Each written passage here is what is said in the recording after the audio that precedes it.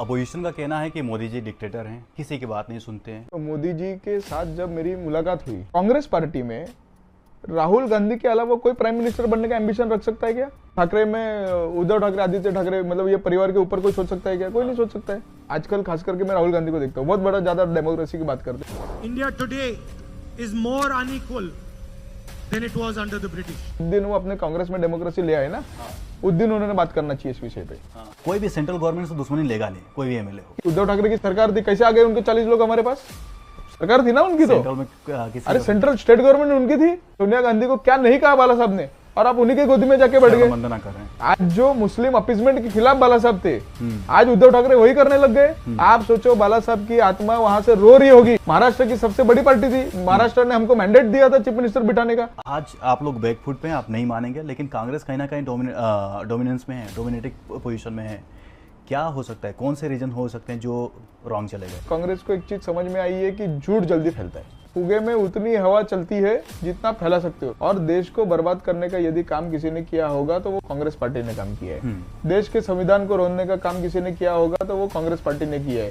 देश के संविधान को निकालने का काम, इमरजेंसी लगाने का काम किसी ने किया होगा तो कांग्रेस पार्टी ने किया है। जिस दिन उनको मुख्यमंत्री बनने का मौका मिला, उद्धव जी ने क्या किया? उद्धव जी मुख्यमंत्री बने और बेटा कैबिनेट मिनिस्टर बन गया। इस देश और दुनिया का सबसे ज्यादा व्यक्ति देख लो, वो वही लोग हैं जिन्होंने सबसे ज्यादा एनवायरमेंट की बैंड बजाई है। आप शिवसेना का इतिहास निकाल के देखिए, ज्यादातर जो गली के गुंडे थे वो शिवसेना में थे, उनके साथ। बीजेपी बहुत सारे अपोजिशन के लीडर्स पर एलिगेशन लगाती है कि ये भ्रष्ट है, ये भ्रष्ट है, लेकिन जैसे वो लोग बीजेपी में शामिल होते हैं वो सब गंगा जल से धुल जाते हैं, सब सही हो जाता है। क्या अभी रिसेंटली एक वीडियो वायरल हुआ था कि मेरा कोई सुन नहीं रहा है, कुछ करता नहीं है। 100 करोड़ रुपया देकर आप एमएलए खरीदते हो। 100 करोड़ कभी देखे क्या उन्होंने? जब उनके लोग छोड़ के जा रहे थे, क्यों नहीं वो लोग ने 100 करोड़ देकर रुका लिया? वो भी तो दे सकते थे। आपका मानना है एमएलए बिका हुआ है? अगर नहीं बिका है तो आप लोगों का डिफेमेशन केस करना चाहिए। नमस्कार दोस्तों, मैं हूं आपके साथ मृत्युंजय चौबे। हमारे साथ एक स्पेशल गेस्ट हैं, बीजेपी के यूथ लीडर हैं, एक बीजेपी के इंटेलेक्चुअल फेस भी हैं, जिन्होंने 2014 में एक बहुत बड़ी रोल प्ले की थी जब बीजेपी पावर में आई थी। आज स्वयं हमारे साथ हैं द यूथ पे, उनसे बात करेंगे। उनके लिए बहुत सारे क्वेश्चन है और उनके पास है इन सवालों का जवाब।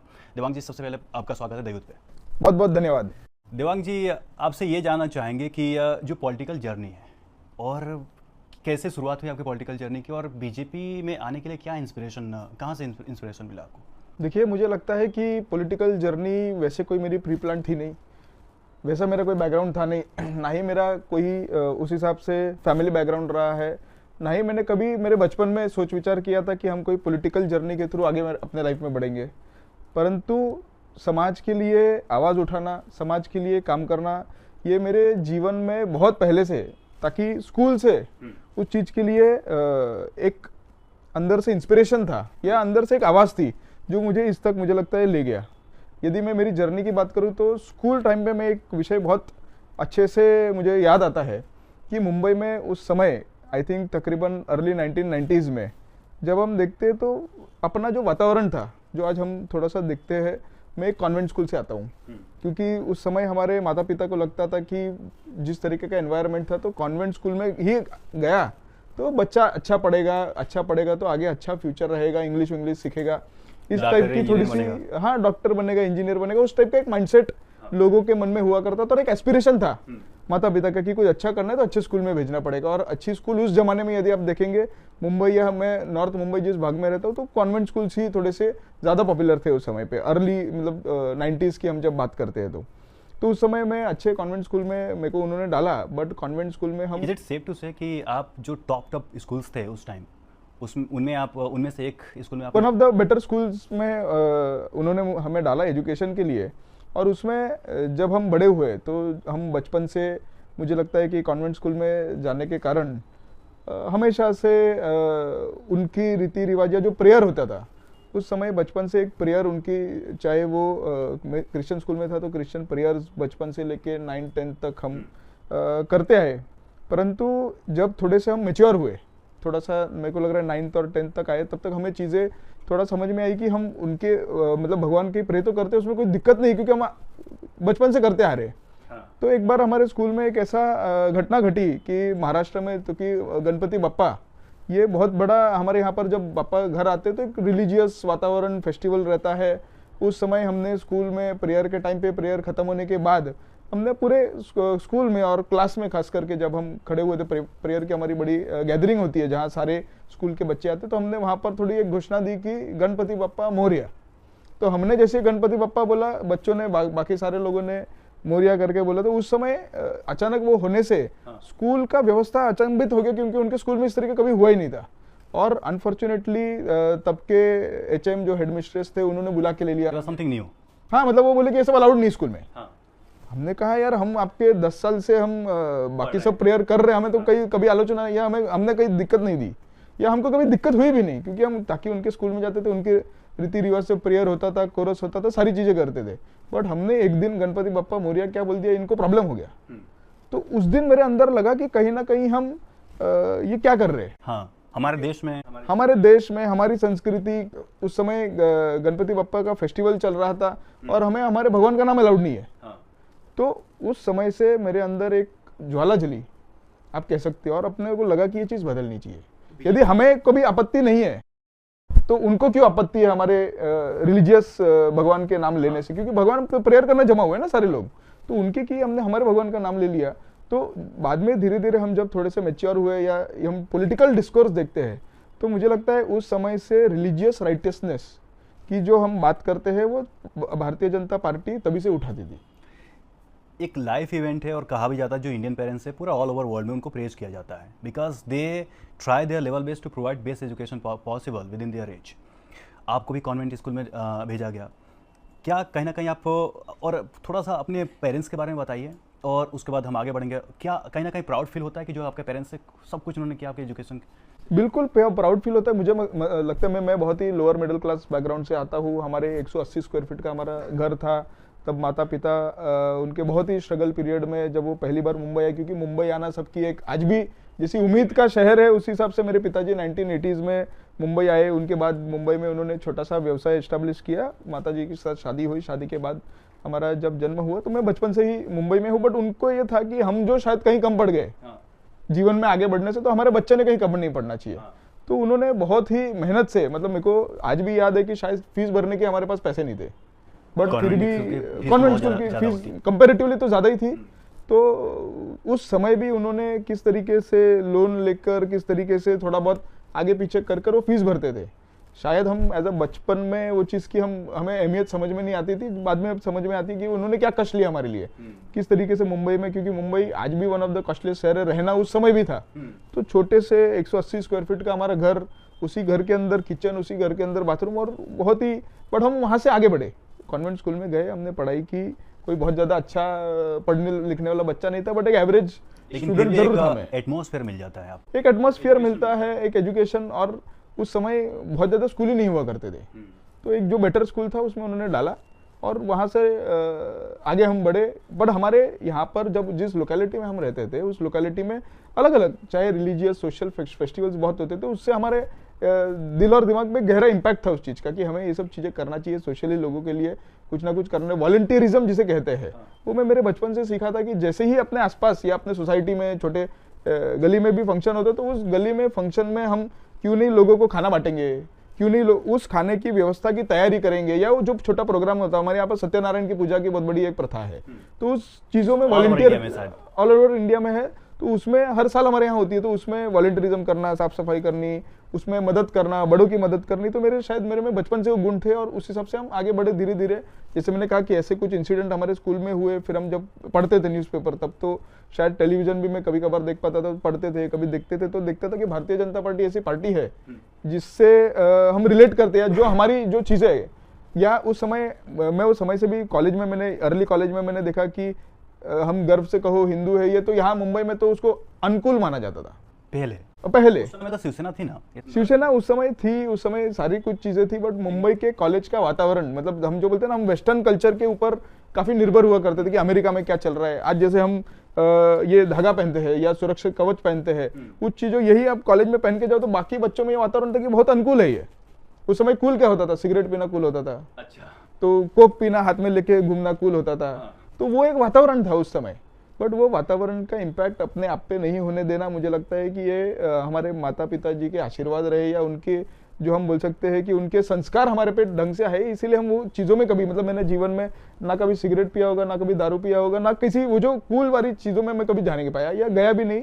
और बाद में एक चीज़ रियलाइज़ हुआ कि ये कूल नहीं है, फूल वाली कैटेगरी है। क्योंकि हमारे कुछ दोस्त लग गए कि वाला कॉलेज में गए, क्योंकि हमारे यहाँ तो 10वीं के बाद ही कॉलेज होता है साधारणतः पूरे 11th-12th आप लोग नहीं पढ़ते? 11th-12th होता है बट कॉलेज में होता है। अच्छा। और उसमें काफी फ्रीडम होती है। हाँ। तो एक वो होता है ना कि जब हम कॉलेज स्कूल से बाहर निकलते, स्कूल तो फिर भी एक थोड़ा गेटेड कम्युनिटी टाइप होता है, आप टाइम से आते हो, टाइम से जाते हो, बंक करने, हाँ डिसिप्लिन है, बंक करना नहीं। कॉलेज में यहाँ सारी फ्रीडम है। तो जैसे ही बाहर निकलते तो सारे लोग अचानक कूल बनने के प्रयास में लगते हैं। तो हम लोगों को बोलते थे ये कूल नहीं, फूल बन रहे हो आप।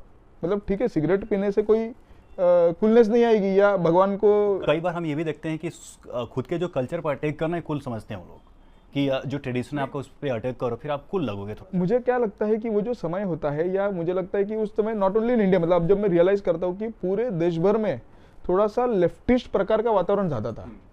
कम्युनिस्ट लोग जो थे वो उनकी ये सारी लिबरलिज्म जिसे हम कहते हैं, वो लिबरलिज्म फैलाने के चक्कर में वो आउट ऑफ द वे चले गए थे, या मुझे लगता है कि जो सीमा होती है सीमा को लांघ चुके थे। और जो कहीं बाहर के देशों में हो रहा है वही हमारी चीजें वही सही है। आज भी हम देखेंगे कि बाकी देशों ने यदि कुछ बोला तो हमें लगता है हाँ ये सही है। अरे भाई, हम हमारे मापदंड हम बनाएंगे कि वो बताएंगे, उस हिसाब से चलेंगे। तो उसका वैलिडेशन हम दूसरे देश से क्यों ले? मतलब ये दिमाग में बैठ चुका है कि हमको वैलिडेशन चाहिए तभी हम सही होंगे। अगर वेस्टर्न से वैलिडेशन नहीं आता तो फिर हम सही नहीं है। ये थोड़ा सा एक ट्रेडिशन बन ये माहौल अब तो फिर भी बहुत कम है मुझे लगता है मोदी जी की सरकार आने के बाद, बट उस समय तो ये बहुत कॉमन प्रैक्टिस था कि किसी ना किसी का वैलिडेशन, किसी ना किसी का फॉलो करना। आज के, हाँ मतलब अर्ली 2000s की बात कर रहा हूँ मैं, कि 2004 2005 के टाइम की बात कर रहा हूँ। तो वो सारे वैलिडेशंस की ज़रूरत, और ताकि मैंने जिस दिन मुझे लगता है कि ये सारी चीज़ें थोड़ा सा मैंने दुनिया भी बहुत जल्दी देख ली, क्योंकि 2010 में मैं जब 2004 में मैंने 10th पास किया। 10th पास करने के बाद मैंने अपने आप में एक नियम बनाया कि यदि जो मेरे जो जिसको हम बोलते हैं पॉकेट मनी है, हाथ खर्च है, वो जितनी कम से कम हम घर वालों से ले सके उतना बेटर रहेगा। तो मैंने मुंबई के अंदर हमारे यहाँ ऑड जॉब्स जिसे आज हम बोलते हैं कि ये जो न्यू गिग इकोनॉमी है, उस समय छोटी सी गिग इकोनॉमी हुआ करती थी कि आप कहीं प्रोग्राम में वॉलंटियर कर लो तो आपको दिन के 200 रुपये मिल जाते थे। कहीं इवेंट में पार्टिसिपेट कर लो, या जिसको प्रमोटर्स बोलते हैं, रास्ते में हम जो सिम कार्ड बांटते हैं, पैम्पलेट बांटते हैं। तो मैंने मेरी जीवन की शुरुआत वहाँ से की कि मैंने रास्ते में उस समय 200 रुपया, दिन के 200 रुपये मिलते थे, दिन में 1000 पैम्पलेट बांटने होते थे, 2000 पैम्पलेट। तो मैंने पैम्पलेट बांटे उस समय। तो आप लोग वाकई बांटते थे, घर पे रखते थे? नहीं 100% मैं स्टेशन पे खड़े होके, प्रोग्राम्स के बाहर खड़े होके मैंने पैम्पलेट बांटे। आज शायद मेरे पास ढूंढने जाऊंगा तो कुछ फोटोज भी मिल जाएंगे उस जमाने के। तो वो सारी चीजें, फिर मॉल्स का कल्चर तब चालू हुआ, तो मॉल के अंदर इवेंट्स होते थे, एक्टिविटीज जिसके हम एक्टिवेशन जिसे हम आज के जमाने में कहते हैं। तो इस पे आऊँगा देवांग जी। मुझे आप ये बताइए कि जैसे आपने जिक्र किया, उल्लेख किया अपने पेरेंट्स का, मुझे आप ये बताइए कि आपके पेरेंट्स का कोई बैकग्राउंड नहीं है, कोई पृष्ठभूमि नहीं है पॉलिटिकल, फिर भी हम देखते हैं आपके बहुत बचपन के फोटो हैं बड़े बड़े पॉलिटिशियंस के साथ, उमा भारती के साथ एक मैंने देखा था। तो कैसे आपने पॉलिटिकल में कैसे इतनी अच्छी जगह? हाँ, तो मैं जैसे मैं कहा कि मेरा जो जर्नी बचपन से मैंने ये सारी चीज़ें थी, बीजेपी से मैं बहुत ही इंस्पायर होता था। Question second part of question ये है कि जो चैलेंजेस हैं, जो कौन से, क्योंकि आप कोई बैकग्राउंड नहीं है, कौन से चैलेंजेस आपने फेस किया? तो मैं बचपन से, क्योंकि इंस्पायर्ड था बीजेपी और बीजेपी के आइडियोलॉजी से बचपन से, तो मुझे जब मैं कॉलेज में था, इंजीनियरिंग कॉलेज में मैं पढ़ाई कर रहा था, तब मैं गुजरात के से बिलोंग करता हूँ। तो हमारे यहाँ पर वेकेशन का अर्थ होता है कि गाँव चले जाओ। अच्छा। तो मैं अहमदाबाद जाता था, मुंबई से वेकेशन के टाइम पे हमारे गाँव जाता था। और मैंने वो जो टाइम था बिटवीन 2002 जब मोदी जी गुजरात के चीफ मिनिस्टर बने, और उसके बाद तब मैं साधारण आई थिंक 7th या 8th स्टैंडर्ड में था, 2004 में मैंने 10th पास किया। तो उसके बाद मैंने देखा कि मैं जब गांव जाता था, बचपन में मैं जब गांव जाता था तो थोड़ा सा गुजरात मुंबई से बैकवर्ड फील हुआ करता था, क्यों ना आज के मुंबई से 2-4 साल 5 साल पीछे ही चल रहा है। बट अचानक मैंने ट्रांजिशन देखा कि वो वहाँ हमारे से अच्छे रास्ते बन रहे हैं, वहाँ पर हमारे से अच्छा गार्डन्स बन रहे हैं, वहाँ पर हमारे से अच्छे, तो मुंबई तो तब तो मुझे लग रहा है देश का सबसे आगे जाने वाला शहर था। और अचानक मैं देख रहा हूँ कि वहाँ ज़्यादा चीज़ें बेटर हो रही है, तो कैसे हो रही है? तो मैंने देखा मोदी जी कोई नए मतलब चीफ मिनिस्टर बन के आए हुए थे, कोई उनकी 2002 की जो सारी गोधरा कांड घटना, उसके मैं अपने फैमिली से सुनता था कि क्या वहाँ पर हुआ, किस तरीके से हिंदुओं को, कारसेवकों को जलाया गया, फिर किस तरीके से वो दंगे के रूप में कन्वर्ट हुआ, और फिर मोदी जी ने जिस तरीके से पूरा कंट्रोल किया। वरना आप सोचिए कि मुझे लग रहा है उस समय तकरीबन 4-4.5 करोड़ गुजरात की आबादी थी। यदि 4-4.5 करोड़ लोग रास्ते पे आ जाते तो कोई चीफ मिनिस्टर उस चीज़ को कंट्रोल नहीं कर पाता है, परंतु मोदी जी ने वो चीज़ कंट्रोल की। वहाँ का डेवलपमेंटल मैंने बहुत क्लोजली देखा। भूकंप भी आया था, तो काफी सारी ट्रेजेडी के बावजूद वो प्रदेश आगे बढ़ रहा था। मैंने बहुत क्लोजली देखा और मैं उनको फॉलो करने लगा। फॉलो करते करते मुझे आज भी याद है कि he was the first chief minister in our country जिन्होंने अपनी NarendraModi.in ये वेबसाइट लॉन्च की। अच्छा, उसके पहले पॉलिटिकल पार्टीज की पेज मात्र नहीं, टेक्नोलॉजी तो छोड़िए, एक पेज मात्र की वेबसाइट होती थी। अच्छा, कि एक छोटा सा पेज होता था, तो पार्टी का एक नाम और थोड़े लीडरशिप के फोटो होते थे। तो मोदी जी ने अपनी मतलब NarendraModi.in जो आज हम इतना एडवांस वेबसाइट देखते हैं, उस समय उन्होंने वेबसाइट लॉन्च की और उस वेबसाइट में वॉलंटियर करके एक कॉलम था। उस कॉलम में मैंने जाके अपना नाम डिटेल भर दिया। अच्छा, इतना इन्फ्लुएंस कुछ इतना इन्फ्लुएंस हमने सोचा, मैं ताकि इंजीनियरिंग पढ़ रहा था, इंजीनियरिंग बैकग्राउंड से था, वेबसाइट बनाना तब जानता था या सीख रहा था मैं, तो अपने एक रुचि होती है। और मैंने जब देखा कि एक व्यक्ति ऐसा है जो उस डिजिटल स्वरूप से भी लोगों से जुड़ना चाह रहा है, वहां पर उनकी डिटेल आई, वॉलंटियर सेक्शन था, तो हमने सोचा कि क्यों नहीं भर दिया जाए। आई थिंक वो टाइम पे एक ऑर्कुट का भी जमाना था, तो ऑर्कुट में उनके बारे में काफी डिस्कशन हुआ करते थे ग्रुप्स में अलग अलग। तो मैंने जब देखा वेबसाइट लॉन्च हुई, जाके वॉलंटियर कर दिया।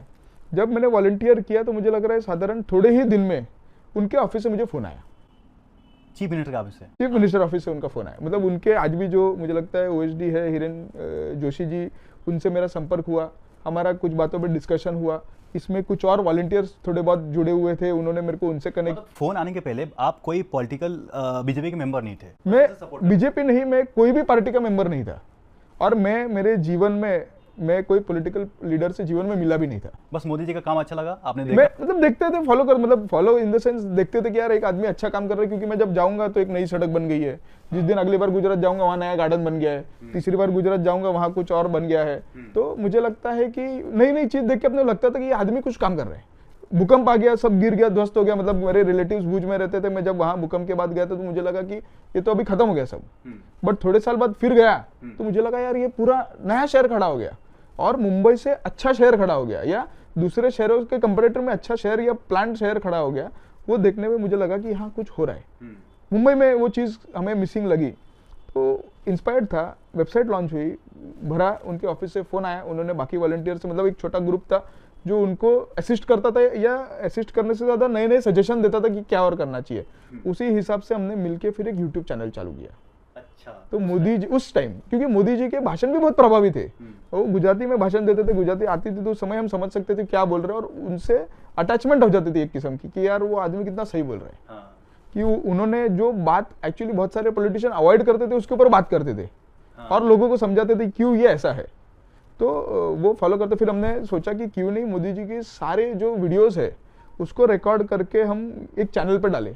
और उस हिसाब से फिर हमने, जब वो डिस्कशन हुआ, उससे मोदी जी की जो आज यूट्यूब चैनल हम देखते हैं, तो वो चैनल लॉन्च हुई। 25 मिलियन के आसपास सब्सक्राइबर्स हैं वो आज है। हमने उस समय तो कुछ सोचा नहीं, हमने बोला यार सारे वीडियोस तो हम एक जगह कंपाइल करें।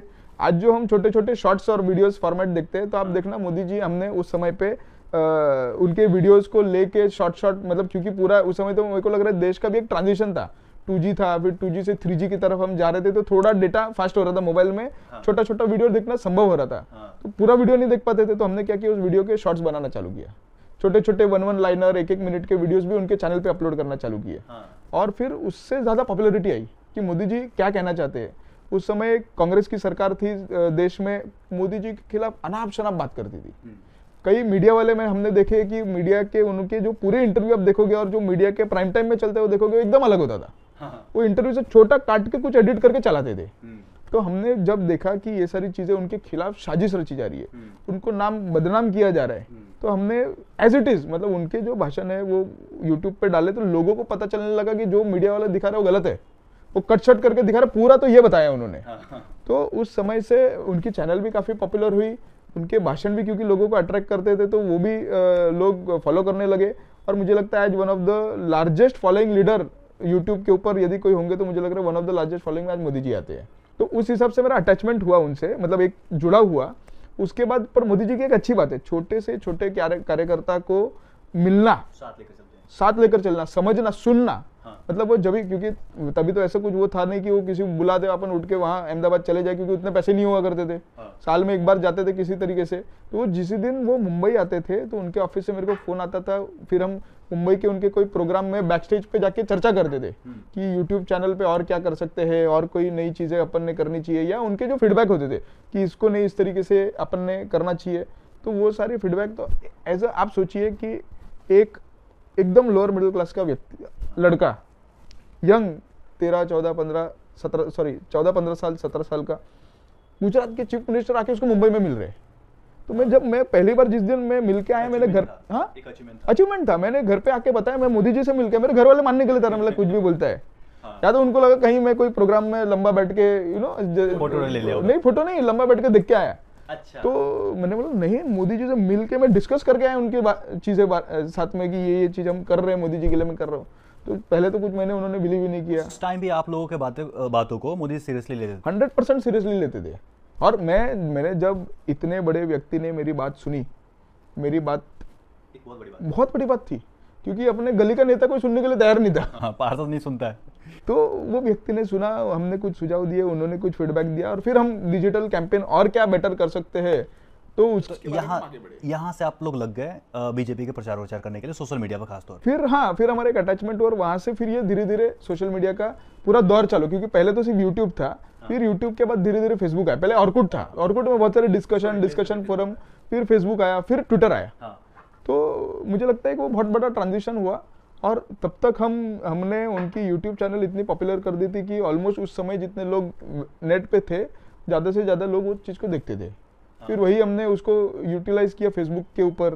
तो फेसबुक में मोदी जी अपने व्यूज़ रखने लग गए, मोदी जी दिन भर वो करते हैं वो लोगों के बीच में रखने लग गए। फिर ट्विटर आया, तो ट्विटर में ज़्यादा उसके एक्टिविटीज़ हमने देखी कि पॉलिटिकल आइडियोलॉजी पे अपने व्यूज़ रखना शॉर्ट, इसमें तो ट्विटर बहुत पॉपुलर हो गया। तो मोदी जी अपने आइडियाज़ उस पर रखने लगे, तो डायरेक्ट लोगों तक पहुंचने लगे। फिर मीडिया की इंटरवेंशन थोड़ी कम हो गई, तो मीडिया को भी लगने लगा कि हम कुछ काट छाट करके दिखा रहे हैं। जिस तरीके से लोग जाते हैं यूट्यूब की लिंक, मतलब पुराने, यदि आप किसी मीडिया के ट्विटर या फेसबुक देख लोगे, जब 2009-10 में उन्होंने अपने पेज बनाए, उन्होंने कोई मोदी जी का डाला हो, तो नीचे लोग लिखते थे कि आप तो गलत चला रहे हो। मोदी जी ने पूरा ये लाइन बोला, और फिर यूट्यूब का लिंक डालते थे कि देखो तुम सब ऐसे हो, तुम बिके हुए हो। ये सब चीजें वहां चालू हुई। मीडिया की क्रेडिबिलिटी जो खराब हुई उस समय, वो इसीलिए खराब हुई क्योंकि वो टारगेट के पीछे लगे थे, बहुत ज्यादा बाइस तरीके से चलते थे। तो इसीलिए, वरना मीडिया तो आज हम 4th पिलर मान के चलते हैं, और आज भी है वो। तो इसीलिए मुझे लगता है कि वो लोग जब उस सब दौर से गुजरे, इंडिया भी एक अलग दौर से गुजरा, 3G वगैरह इंडिया में लॉन्च हुआ, 4G लॉन्च होने पे आया, तो इस चीज का कंजम्पशन और लोगों का पार्टिसिपेशन भी बढ़ा। उस हिसाब से मैं पॉलिटिकल पार्टी ज्वाइन किए मैंने पहले, और फर्स्ट पॉलिटिशियन जो मेरे जीवन में मैं मिला वो मोदी जी थे। उमा भारती कब मिली आपको? तो जब ये सारी चीजें मोदी जी से जुड़ा थोड़ा, तो हमारे यहाँ पर उस समय भारतीय जनता पार्टी में एक कम्युनिकेशन सेल हुआ करता था, जो सेल का मैं one of the youngest member था। एट माय अर्ली 20s में उस सेल का यंगेस्ट मेंबर बन गया। मुंबई के इससे, तो उमा जी से मिलने के पहले 2009 में आडवाणी जी की यात्रा हुई थी काले धन के खिलाफ। तो उस पूरी यात्रा का सबसे यंगेस्ट मेंबर मैं था, जिसमें मेरे को जिम्मेदारी दिया था कि उस यात्रा का प्रचार प्रसार डिजिटल माध्यम से ज्यादा लोगों तक कैसे किया जाए। उस यात्रा का मैं पार्ट था। उस यात्रा का आउटकम ये हुआ कि उसके बाद उमा जी ने रैली निकाली, गंगा सागर से लेके गंगोत्री तक, गंगा के विषय में उन्होंने यात्रा निकाली कि लोगों में अवेयरनेस आए कि गंगा नदी कितनी इंपॉर्टेंट है, उसको साफ रखना कितना इंपॉर्टेंट, क्योंकि हम सब देखते हैं कि गंगा नदी एक टाइम पे बहुत दूषित होते हुए जा रही थी। तो ये था, आई थिंक अर्ली 2011 की बात होगी, तब उन्होंने 11 या 12 में उन्होंने ये यात्रा निकाली। उस यात्रा में as part of national communication team मेरे को एक छोटा सा रोल दिया हुआ था कि फ्रॉम मुझे लग रहा है वाराणसी से लेके कानपुर तक मेरे को उस यात्रा में जुड़ना था, उस यात्रा में पार्टिसिपेट करना था, उस यात्रा को ज्यादा लोगों तक कैसे पहुंची, ये रोल मेरा था। मैं जब उस यात्रा में जुड़ा उसके बाद उमा जी से मेरी 1-2 बार मुलाकात हुई, हम कैसे ज्यादा से ज्यादा लोगों को वो यात्रा पहुंचा रहे। तो उन्होंने मेरे को निश्चित किया कि बोले तुम सिर्फ कानपुर से वापस नहीं जाओगे, तुम मेरे साथ गंगोत्री तक चलोगे इस यात्रा में। अच्छा। तो मैंने बोला कि मेरा रोल तो यहीं तक सीमित है, इसके आगे जाना मेरे लिए थोड़ा सा डिफिकल्ट होगा। तो क्योंकि मेरे एग्जाम्स भी चल रही थी, मैं कॉलेज भी कर रहा था साथ में उस समय, तो बोले नहीं मुझे नहीं पता। मैंने तब तक मास्टर्स में एडमिशन ले लिया था, मेरा उस बैचलर कंप्लीट हो गया। हाँ, बैचलर कंप्लीट हो गया था। हाँ, मेरा बैचलर्स 2010 में कंप्लीट हुआ था। फिर मैं जॉब कर रहा था, जॉब करते करते ये सब करता था पार्टी के लिए।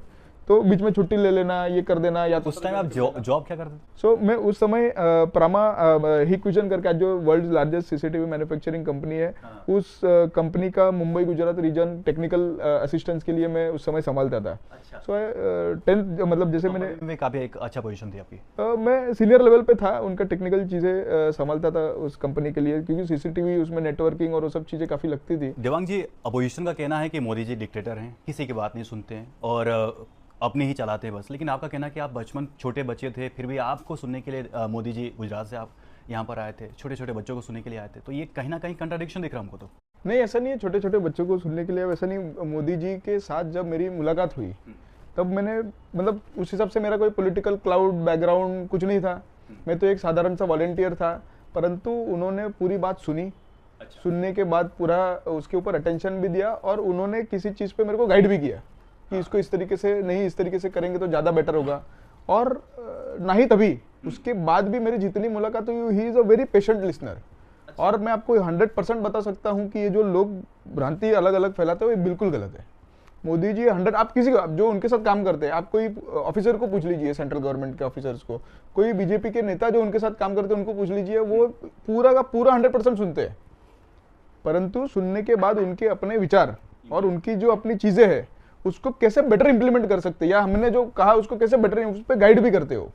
तो आई थिंक उनके जैसा नेता, मैं बहुत सारे नेताओं को पिछले कई साल में मिल चुका हूँ, उनके जैसा नेता मुझे लगता है इस देश में वो एक ही है।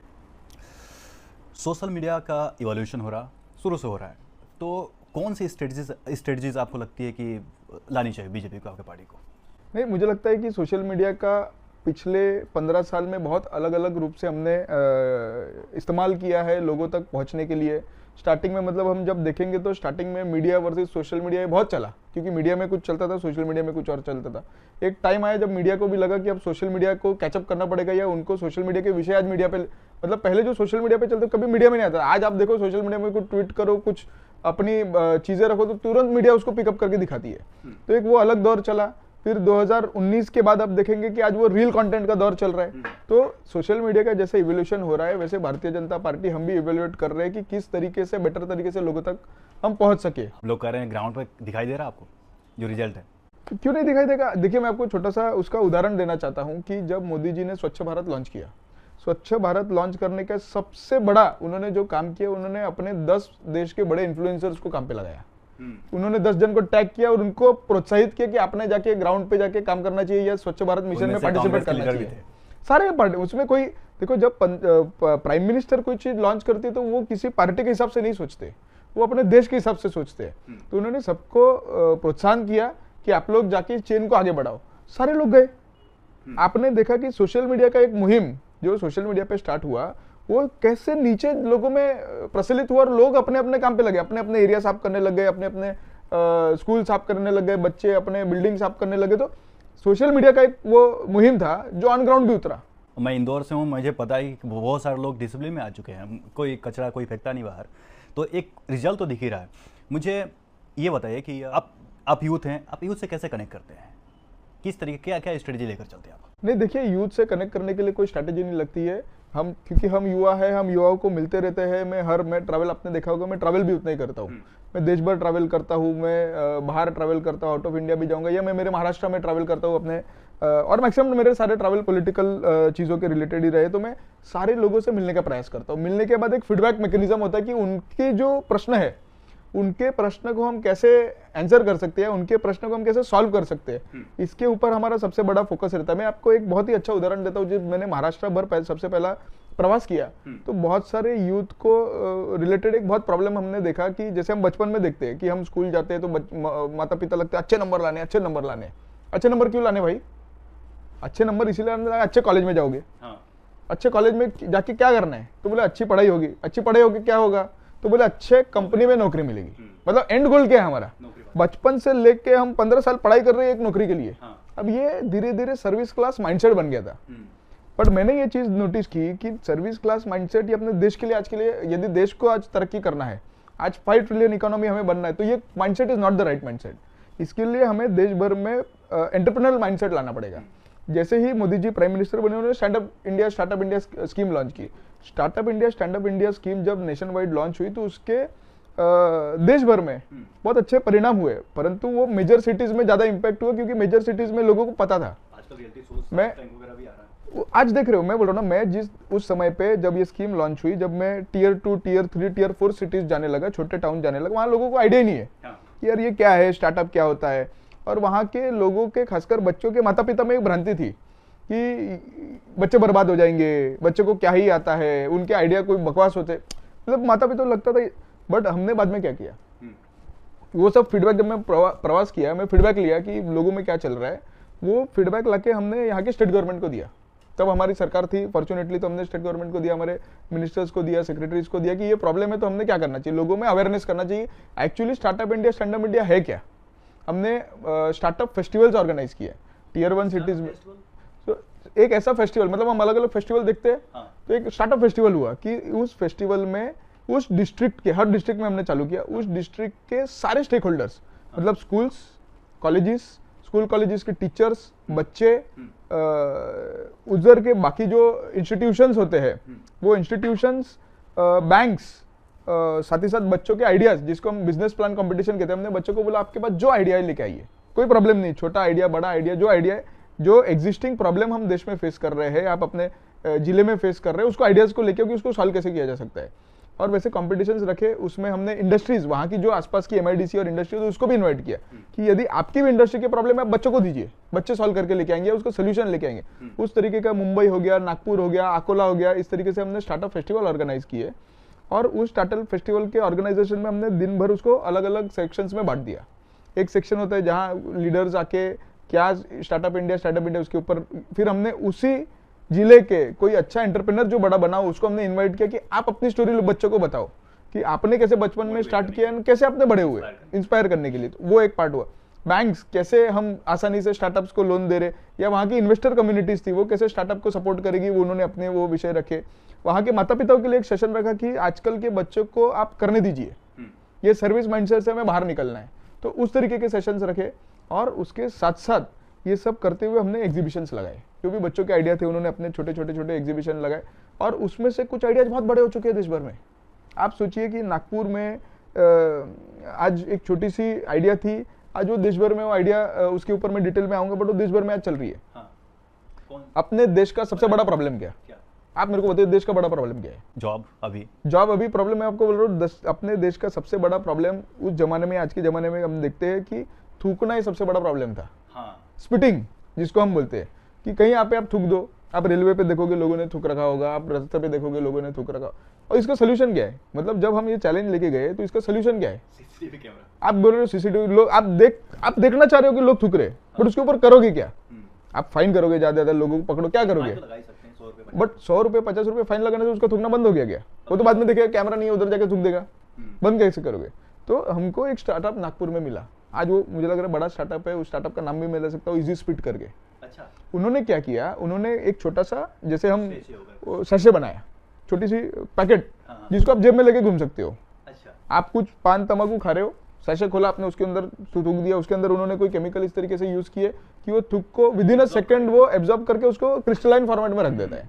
तो आप पैक लॉक कर दो, अपने जेब में रख दो, चलते रहो। फिर थूकने का मन किया, पैक खोला, आपने थूक दिया, और जब वो थोड़ा आपका 8-10 फीट उस पर जितने उसके अलग अलग पैक्स है वो अपने एग्जॉस्ट कर लिए, वो पूरा बायोडिग्रेडेबल है, वो आप कहीं फेंक दो, मतलब 4-5 दिन में, हाँ, कचरा कुंडी में फेंक दो उसको, तो उसको वो बायोडिग्रेड हो जाएगा। उससे स्पिटिंग की जितनी रिलेटेड प्रॉब्लम है, मतलब उससे बैक्टीरिया फैलते हैं, फंगस फैलते हैं, बीमारियां फैलती है, चीजें, रास्ते खराब होते हैं, चीजें खराब होती है, वो सारी चीजों पे सोल्यूशन ये हमको नागपुर में मिला। आप सोचिए देश का कितना बड़ा प्रॉब्लम था ये, इसका सोल्यूशन नागपुर में मिला। हम अकोला में, मतलब अकोला तो एकदम ही टियर 4 टाउन बोल सकते हैं, बहुत छोटे छोटे इनोवेशंस हमको वहां पर मिले एग्रीकल्चर रिलेटेड, क्योंकि हम तो जब हम स्टार्टअप की बात करते हैं, लोगों को टेक्नोलॉजी समझ में आती है, पर टेक्नोलॉजी से आप एग्रीकल्चर के भी प्रॉब्लम सॉल्व कर पा रहे हो, उसके ऊपर कोई ज्यादा सोचता नहीं है। पर उस तरीके के 70% देश के लोग एग्रीकल्चर में ही हैं, उस तरीके के सोल्यूशन हमको अकोला में मिले। वही सोल्यूशन को लेके हम महाराष्ट्र भर गए, वो सोल्यूशन बहुत सही चला।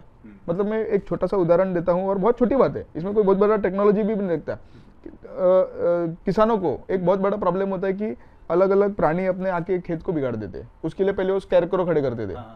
वो स्कैरक्रो खड़े करने के बाद पक्षी आते थे, वो खड़े होने के बाद एक टाइम के बाद वो पक्षी को भी समझ में आता है, उसके ऊपर जाके बैठ जाता है वो, क्योंकि मालूम है हिल ही नहीं रहा, कुछ हो नहीं रहा है उससे, वो सिर्फ दिख रहा है बट कुछ हो नहीं रहा। तो प्राणी जब उससे अवगत हो जाते हैं, एक आध बार उससे उनकी सामना हो जाती है, फिर उनको समझ में आ रहा है कुछ हो नहीं रहा है, तो उनको भी पता चलता है। बट उन्होंने वहां पर एक छोटा फैन बनाया, मतलब एक छोटा सा इनोवेशन किसी बच्चे ने किया था कि उन्होंने बहुत ही सुंदर एक, उन्होंने क्या किया, एक रॉड लिया, रॉड के ऊपर फैन लगाया, एक बेरिंग लगाई, फैन लगाया। उस फैन लगाने के बाद उन्होंने रॉड के बीच में भी फैन लगाया, और क्योंकि हवा तो चलती है खेतों में, हवा के माध्यम से फैन घूमता है, और फैन से उन्होंने एक छोटा सा पेंडुलम लगा के एक थाली जैसा एक ऑब्जेक्ट लगा दिया कि वो फैन घूमेगा, वो बजता रहेगा टक टक टक टक। आवाज की वजह से जानवर पक्षी प्राणी नहीं आता था, और वो मूवमेंट भी है उसका, और उसको कोई इलेक्ट्रिसिटी भी नहीं लग रहा है। और फिर उन्होंने थोड़ा और इनोवेशन किया कि किस तरीके से, किस मतलब नीचे एक बेरिंग अलग लगाया, पीछे फैन को शेप दिया कि जिस तरफ हवा चलेगी फैन ऑटोमेटिक मुड़ के उस तरफ हवा एब्जॉर्ब करके वो चलते रहेगा। अच्छा, तो छोटा इनोवेशन है, परंतु इसको पूरे महाराष्ट्र में हम लगा पाए। वो पूरे जब हमने उसका पॉपुलैरिटी हुआ, या हमने लोगों को बताया कि इनोवेशन हर किसान को काम आ सकता है।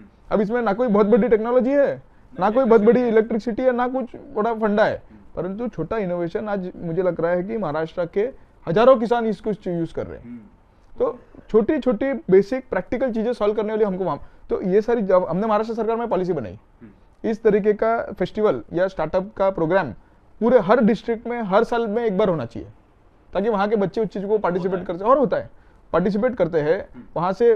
जब MIDC वाले, मैं कोई इंडस्ट्री वाला हूँ, मेरे कोई प्रॉब्लम, मुझे लग रहा है कि कोई बच्चों के आइडिया से मेरा प्रॉब्लम, मैं ही उसको चीज को फंड कर दूंगा, सपोर्ट कर दूंगा, सीड फंडिंग मिल जाएगी, और उसको गाइडेंस भी, मेंटरशिप भी करूंगा, तो उसका तो वहां से काम चल गया। दूसरा, बच्चों का या स्टार्टअप का सबसे बड़ा प्रॉब्लम है कि हम सरकार में सबसे पहला काम कैसे मिले, सरकार में काम मांगने जाओ तो तुम्हारा एक्सपीरियंस बताओ, तुमने सरकार के साथ पहले काम किया होना चाहिए, अरे भाई सब लेके जाओ, कैसे मिलेगा आपको? उसके बाद तो पहला काम ही नहीं है, पहला काम चाहिए। तो हमने सरकार में इस फेस्टिवल के माध्यम से स्टेट गवर्नमेंट ने कमिट किया कि पहला 25 लाख का वर्क ऑर्डर सरकार ही बच्चों को देगी, जो सरकार ऑब्जर्व कर पाए उसका पहला वर्क ऑर्डर सरकार देगी, जो जीतेंगे उस फेस्टिवल, मतलब उसमें कंपटीशन में, या जो जिसमें सरकार उनको सरकार के काम में आ सके, ऐसे जो सोल्यूशंस होंगे, उसको 25 लाख का वर्क ऑर्डर सरकार देगी। आपके पास पहला वर्क ऑर्डर आ गया, आप उसी वर्क ऑर्डर के बेसिस पे 5 और डिस्ट्रिक्ट में जाके काम मांग सकते हो, काम कर सकते हो, तो आपके लिए एक एवेन्यू खुल गया। तो वो सारी चीजें महाराष्ट्र सरकार में ट्रस्ट भी बिल्ड होता है कि सरकार ने हमारा प्रोडक्ट खरीदा, बिल्कुल एक बहुत बड़ी बात है। तो इंडस्ट्री भी आसानी से करे। तो इस तरीके से बच्चों का या जो स्टूडेंट्स का फीडबैक लेके हम महाराष्ट्र सरकार में पॉलिसी बनाते हैं। हम जाके करते क्या, मतलब लोगों ने पूछते कितना प्रयास करके करते क्या, हम फीडबैक लेते हैं, फीडबैक के ऊपर सोल्यूशन लाते हैं, पॉलिसी बनाते हैं, और पॉलिसी फिर लोगों के लिए इंप्लीमेंट करते हैं। मुझे आप एक चीज़ बताइए कि मैं आपके बारे में पढ़ रहा था, तो मुझे ये पता लगा कि आप की एक फिलोसॉफी है कि जितना ज़्यादा प्रॉब्लम आप फेस करेंगे उतना आप लाइफ से सीखेंगे। ये कैसे फिलोसॉफी है? कोई जीवन में, बिजनेस में या पॉलिटिकल करियर में कैसा काम आता है? हर जगह काम आता है। मेरा वो जो लाइन है, मुझे लगता है काफी लोगों ने उस चीज को अडॉप्ट किया, और काफी लोग उसके ऊपर लिखते भी है। More the problems you face in life, more the experience you gain in life. अच्छा, कि जितना क्या होता है, लोग बोलते अरे इतना प्रॉब्लम आ गया, ये हो गया, क्या होगा, क्या आप सीख रहे हो। जैसे आपके ऊपर प्रॉब्लम आया, प्रॉब्लम को जीवन भर तो रहेगा नहीं, प्रॉब्लम का एक ड्यूरेशन होता है, वो शॉर्ट टर्म के लिए होगा, कुछ थोड़ा लॉन्ग टर्म के लिए, 2 दिन से लेके 2-4 मतलब महीने, बहुत ज्यादा प्रॉब्लम लंबा चलो तो साल भर का, उसके बाद में तो प्रॉब्लम चला जाए। बट वो जो पीरियड है आपका, उस पीरियड में आपने जो सीखा, प्रॉब्लम को फेस कैसे करना, अपने आप को उस प्रॉब्लम से बचाना कैसे और बाहर निकलना कैसे, वो आपको जीवन में आने वाले बहुत सारे प्रॉब्लम से बचाएगा। उससे आपने क्या किया, आपने एक्सपीरियंस गेन किया, आपने कुछ सीखा। यदि मैं प्रॉब्लम को प्रॉब्लम की तरह फेस करूं तो शायद मैं नेगेटिविटी में चले जाऊंगा, बट उसको यदि एक्सपीरियंस की तरह गेन करूं कि ठीक है ये एक फेज है, इस चीज से मैं बाहर निकलूंगा, सीखूंगा, आगे बढ़ूंगा, तो इट्स लाइक कि आप कुछ गेन कर रहे हो। लोगों को लगता है ना प्रॉब्लम आया, मैं कुछ इससे क्या गेन किया, मेरे को क्या मिला, मेरा नुकसान हो गया। आपका नुकसान नहीं हुआ, आपने सीखा, आपने एक्सपीरियंस मिला, और आगे जीवन में उसको अपने बहुत सारी जगह पे उसको आप इंप्लीमेंट कर सकते हो, तो बहुत सारी चीजों से आप बच सकते हो। एक कहावत भी कि जब तक आप वो साइकिल से गिरोगे नहीं, चलाना नहीं सीखोगे। उसी कहावत है, उसको थोड़ा अंग्रेजी दे दिया हमने। तो ये तो मुझे लगता है कि हर लोगों ने अपने आप में आत्मसात करना चाहिए कि आप कोई प्रॉब्लम के सामने पॉजिटिवली जाओ, प्रॉब्लम कुछ ड्यूरेशन का है, उससे बाहर निकलना ही है आपको। जो करेंट पॉलिटिकल लैंडस्केप है महाराष्ट्र का भी और इंडिया का भी, इस पर क्या थॉट्स हैं आपके? मुझे लगता है कि महाराष्ट्र और इंडिया दोनों भी एक बहुत बड़े पॉलिटिकल ट्रांजिशन से गुजर रहे हैं। जैसे जिस तरीके से हमारे देश की राजनीति पूरे 50-60 साल एक परिवार के आसपास घूमती थी, आज हम उस चीज के बाहर निकल रहे हैं। महाराष्ट्र में यदि हम देखें तो वैसे 2-4 परिवार थे उसके आसपास घूमती थी, आज हम उसके बाहर निकल रहे हैं। बाहर निकलने का जो पिछले 10 साल का ट्रांजिशन रहा है, तो उसके बाद इन परिवारों को लगता था कि देश को चलाने का हक तो हमारे पास ही है। आज धीरे धीरे वो भ्रम भी लोगों में टूट रहा है। इसके बियॉन्ड हम निकल रहे हैं कि भाई परिवार के बाद भी लोग है ना, उसी परिवार का सब चलना है क्या? या आप पॉलिटिकल क्लास में देखो कि कांग्रेस पार्टी में राहुल गांधी के अलावा कोई प्राइम मिनिस्टर बनने का एम्बिशन रख सकता है क्या आज के दिन पे? नहीं, गांधी परिवार से ही आएगा। इसके पहले भी आप देखोगे कि जब तक सोनिया गांधी नहीं राजीव गांधी जी थे, उसके पहले कोई गांधी परिवार के अलावा कोई सोच सकता था क्या कि कांग्रेस में से कोई प्राइम मिनिस्टर बनेगा? लाल बहादुर शास्त्री बने थे, लेकिन 1-2 साल के लिए। मैं वही बोल रहा हूँ, उनको रहने नहीं देंगे। यदि कोई उस ऊंचाई पे पहुंच जाएगा कांग्रेस पार्टी, उसको खत्म। आज देखो कांग्रेस पार्टी के कितने बड़े युवा नेता थे जो छोड़ के आज भारतीय जनता पार्टी ज्वाइन की है। और दूसरा क्या है कि महाराष्ट्र में देखो, चाहे उद्धव ठाकरे साहब की पार्टी हो, चाहे शरद पवार जी की पार्टी हो, यहाँ पर क्या सोचते हैं? गुजरात के एक बहुत बड़े कांग्रेस लीडर थे वल्लभ जी, उन्होंने ज्वाइन किया। मैं वही बोल रहा हूँ ना कि जब आपके एस्पिरेशंस को आपको समझ में आ जाता है कि मैं इसके आगे बढ़ ही नहीं सकता, मैं सोच बढ़ना तो छोड़ दो, आप सोच भी नहीं सकते। जिस दिन आप सोचने लगते हो, कांग्रेस पार्टी आपको खत्म करने पे निकल जाती है। हाँ, गांधी परिवार से ऊपर जा ही नहीं सकते। कांग्रेस में गांधी परिवार, ठाकरे में उद्धव ठाकरे, आदित्य ठाकरे, मतलब ये परिवार के ऊपर कोई सोच सकता है क्या? कोई नहीं सोच सकता है। यदि जब पहली बार बाला साहेब ठाकरे जी का, मतलब महाराष्ट्र के पॉलिटिक्स की हम बात करें, बाला साहेब ठाकरे जी का एक सपना था कि जो उन्होंने आत्मसात किया था, और उन्होंने किया था कि हमारा एक कार्यकर्ता मुख्यमंत्री बनेगा। बट जब उद्धव ठाकरे जी आ गए, वो सब चला गया। उन्होंने अपने आप को पहले रखा कि मेरा कोई कार्यकर्ता मुख्यमंत्री नहीं है, मैं खुद बनूंगा। तो आज के जमाने में शिवसेना में कोई और मुख्यमंत्री बनने का सपना ही नहीं रख सकता। ये जो रोल होता है यूथ में इंडियन पॉलिटिक्स में, आपको क्या शेप हो रहा है? किसी सर्टेन डायरेक्शन में जा रहा है, लग रहा है आपको?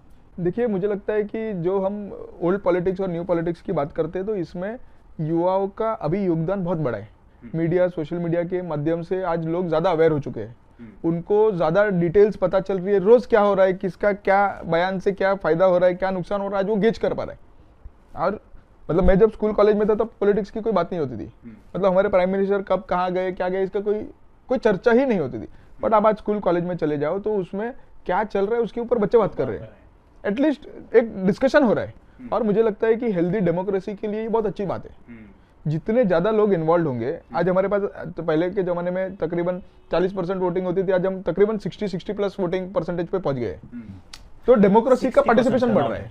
60 को क्रॉस कर चुके हम। कई जगह पे 70-80% जा रहे हैं। तो एवरेज मुझे लग रहा है 60। ये अभी आप लोकसभा का ही बता रहे हो? लोकसभा का एवरेज, हाँ, पिछले कई सालों का आप एवरेज देखोगे, या इस लोकसभा का भी एवरेज 65% के आसपास जा रहे हैं। तो ये जो एवरेज है कि participation in democracy is getting bigger, ज्यादा से ज्यादा लोग पार्टिसिपेट, तो हमारे डेमोक्रेसी के लिए तो बहुत अच्छी बात है ये। मैं, जैसे आपने जिक्र किया कि जो कांग्रेस के लीडर्स हैं वहाँ पे कहीं ना कहीं एक डिनेस्टी दिखेगी, और अब आ चुका है जो ट्रू सेंस में आप बोल सके डेमोक्रेसी। तो डिनेस्टी टू डेमोक्रेसी, इसका क्रेडिट क्या बीजेपी लेगी? क्यों नहीं लेना चाहिए? एक छोटा सा कार्यकर्ता आज भारतीय, मतलब एक जो लोअर मिडिल क्लास से आया जो एक कार्यकर्ता, या मेरे अंदर जो कार्यकर्ता की भावना थी, आज मैं भारतीय जनता पार्टी को रिप्रेजेंट कर सकता हूँ, भारतीय जनता पार्टी के लिए काम कर रहा हूँ, भारतीय जनता पार्टी के लिए बहुत कुछ कर पा रहा हूँ बिना कोई बैकग्राउंड के। ये यही संभव है। मेरे को आप कांग्रेस में एक एग्जाम्पल दे दो। मैं अभी छोटा सा एग्जाम्पल देता हूँ कि मैं रिसेंटली लास्ट मंथ एक इंटरनेशनल यूथ डेलीगेशन में गया था, यूके गया था। यूनिवर्सिटी ऑफ वेल्स ने महाराष्ट्र के अलग अलग पॉलिटिकल पार्टी से 12 लोग को सिलेक्ट करके इनवाइट किया था वहां पर। अच्छा। उस पार्टी में केवल मात्र भारतीय जनता पार्टी के ऐसे कार्यकर्ता थे जिसका कोई फादर मदर का बैकग्राउंड नहीं, कोई फादर मदर का कोई बैकग्राउंड नहीं था, कोई फैमिली बैकग्राउंड नहीं था। बाकी सब पॉलिटिकल पार्टी के जो युवा लोग थे वो सब बैकग्राउंड के साथ आए थे। कोई किसी का बेटा है, कोई किसी के रिलेटिव है, कोई कुछ है। और दूसरा, जब हम ये लोग आजकल खास करके मैं राहुल गांधी को देखता हूँ, बहुत बड़ा ज्यादा डेमोक्रेसी की बात करते हैं। जिस दिन वो अपने कांग्रेस में डेमोक्रेसी ले आए ना, उस दिन उन्होंने बात करना चाहिए इस विषय पे। उनके अंदर ही डेमोक्रेसी नहीं है, कांग्रेस के अंदर डेमोक्रेसी नहीं है। बराबर। अरे कांग्रेस के अंदर राहुल गांधी के आगे जाने का कोई सोच सकता है क्या? मेरे को बताओ, भारतीय जनता पार्टी के अभी राष्ट्रीय, आज सबसे बड़ी टॉपिक क्या चल रही है? अगला राष्ट्रीय प्रेसिडेंट कौन बनेगा बीजेपी का? आप मेरे को नाम बता दो। कांग्रेस के राष्ट्रीय प्रेसिडेंट राहुल गांधी है क्या? अरे कोई भी बने, राहुल गांधी के अलावा कौन चला सकता है? राहुल गांधी नहीं, देखो प्रेसिडेंट क्या हो गया अभी। राहुल गांधी जी पहली बार, अभी जब उन्होंने मल्लिकार्जुन जी को प्रेसिडेंट बनाया, बराबर, उनकी अपनी चलती है क्या? उनका अभी रिसेंटली एक वीडियो वायरल हुआ था कि मेरा कोई सुन नहीं रहा है, कुछ करता नहीं है। बिल्कुल, वो किसी को बोल रहे थे, किसी ने वीडियो रिकॉर्ड कर लिया है वो अपने इंटरनल पार्टी में, मेरा कोई सुन नहीं रहा है मेरा। इस तरीके का तो उनके राष्ट्रीय प्रेसिडेंट की हालत है।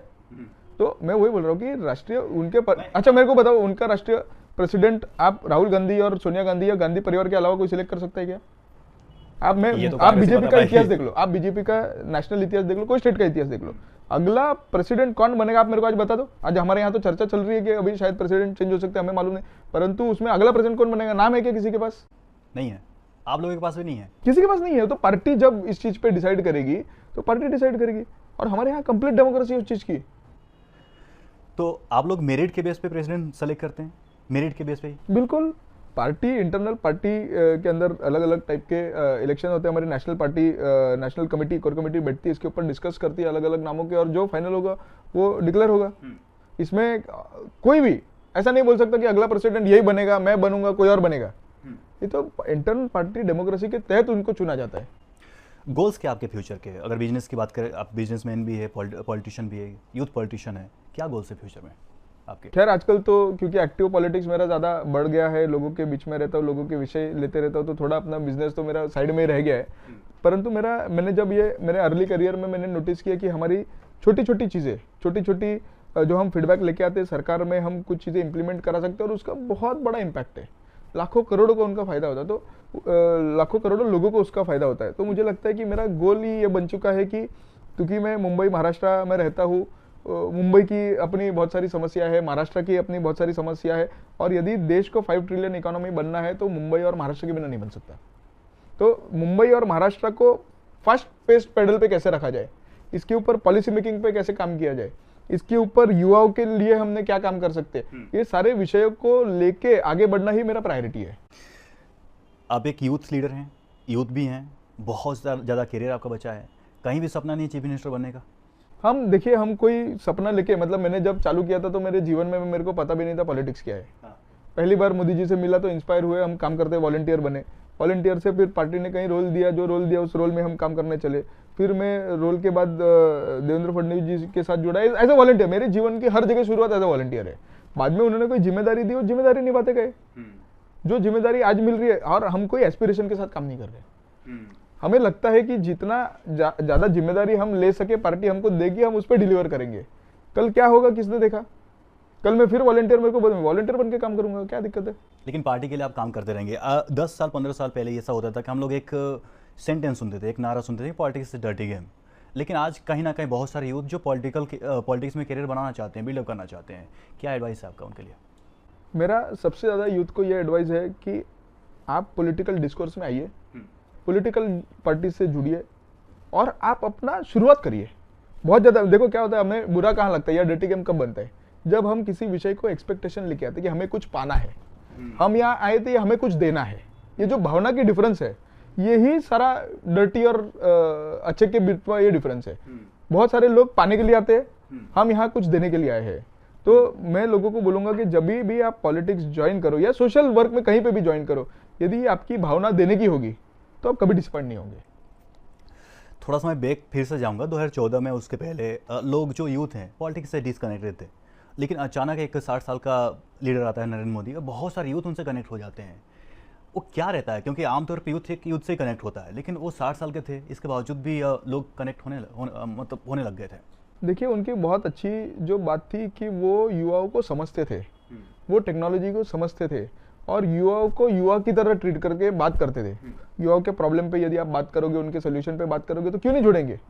और वो बहुत डायनामिक थे। मतलब उस समय हम बहुत सारे पॉलिटिशियन अगर दूसरे पार्टी में देखेंगे तो अब जैसे राहुल गांधी यूथ लीडर, उनके नाम पे मतलब पिछले आज वो 50-60 साल के भी हो गए तो उनके पार्टी के लिए यूथ लीडर ही है, पर वो युवाओं को आज तक समझ पाए क्या? तो युवाओं को समझोगे, युवाओं के परेशानियों पे यदि आप काम करोगे तो युवा आपसे क्यों नहीं जुड़ेगा? अब थोड़ा सा पॉलिटिक्स और बिजनेस की तो बात होगी, लेकिन कुछ पर्सनल इंटरेस्ट होगा, हॉबीज होगा, क्या क्या है आपके? मेरा पर्सनल इंटरेस्ट यदि आप वैसे देखने जाए तो अपार्ट फ्रॉम जब मैं सोशल वर्क और पॉलिटिक्स में नहीं रहता, तो मेरा बहुत बड़ा पैशन है ट्रैवलिंग का। अच्छा। तो मैं ट्रैवल बहुत करना चाहता हूँ और ट्रैवल बहुत करता भी हूँ। मेरा एक पैशन है ड्राइविंग का, तो गाड़ी ड्राइव करना मेरा अपना थोड़ा सा शौक भी रहा है, करता भी हूँ। तकरीबन आज तक मैंने मेरी लॉन्गेस्ट ड्राइव अभी तो मैं रिसेंटली यूके से आया हूँ, वहाँ मैंने तकरीबन 2500 किलोमीटर चलाकर तो नहीं आऊंगा ना? नहीं, मैं वहाँ पर ही मतलब विद इन यूके 2500 किलोमीटर मैंने गाड़ी चलाई है। अच्छा, यूके के अंदर? और लाइसेंस? लाइसेंस इंडियन लाइसेंस चलता है वहाँ पर। अच्छा, तो इंडियन लाइसेंस कोई भी जाकर वहाँ पे यूज कर सकता है? हाँ, वहाँ पर यूज कर सकता है फॉर 1 ईयर। इंडियन लाइसेंस वहाँ पर वैलिड है। मैंने सेल्फ ड्राइव में, मतलब सेल्फ ड्राइव के कार के पीछे एक रीजन भी होता है कि वहाँ के हर गांव तक आप पहुँच सकते हो। मैंने हर गांव, मतलब मैक्सिमम जितने मेरे रूट में आए, हर छोटे से छोटे गांव तक मैं पहुंचा, वहाँ के लोगों के साथ देखो, यदि आपको ट्रैवल में कुछ सीखना है तो आपको शहर और 5 स्टार होटल में नहीं मिलेगा, आपको उनके गांव में जाना पड़ेगा, आपको वहाँ उसकी चीज की समझ मिलेगी। मैं महाराष्ट्र या देश भर में भी कहीं घूमता हूँ तो मैं पहले गाँव में जाने की कोशिश करता हूँ, उन लोगों से मिलना चाहता हूँ कि जो नॉर्मल डिस्कोर्स में कहीं दिखाई नहीं देते।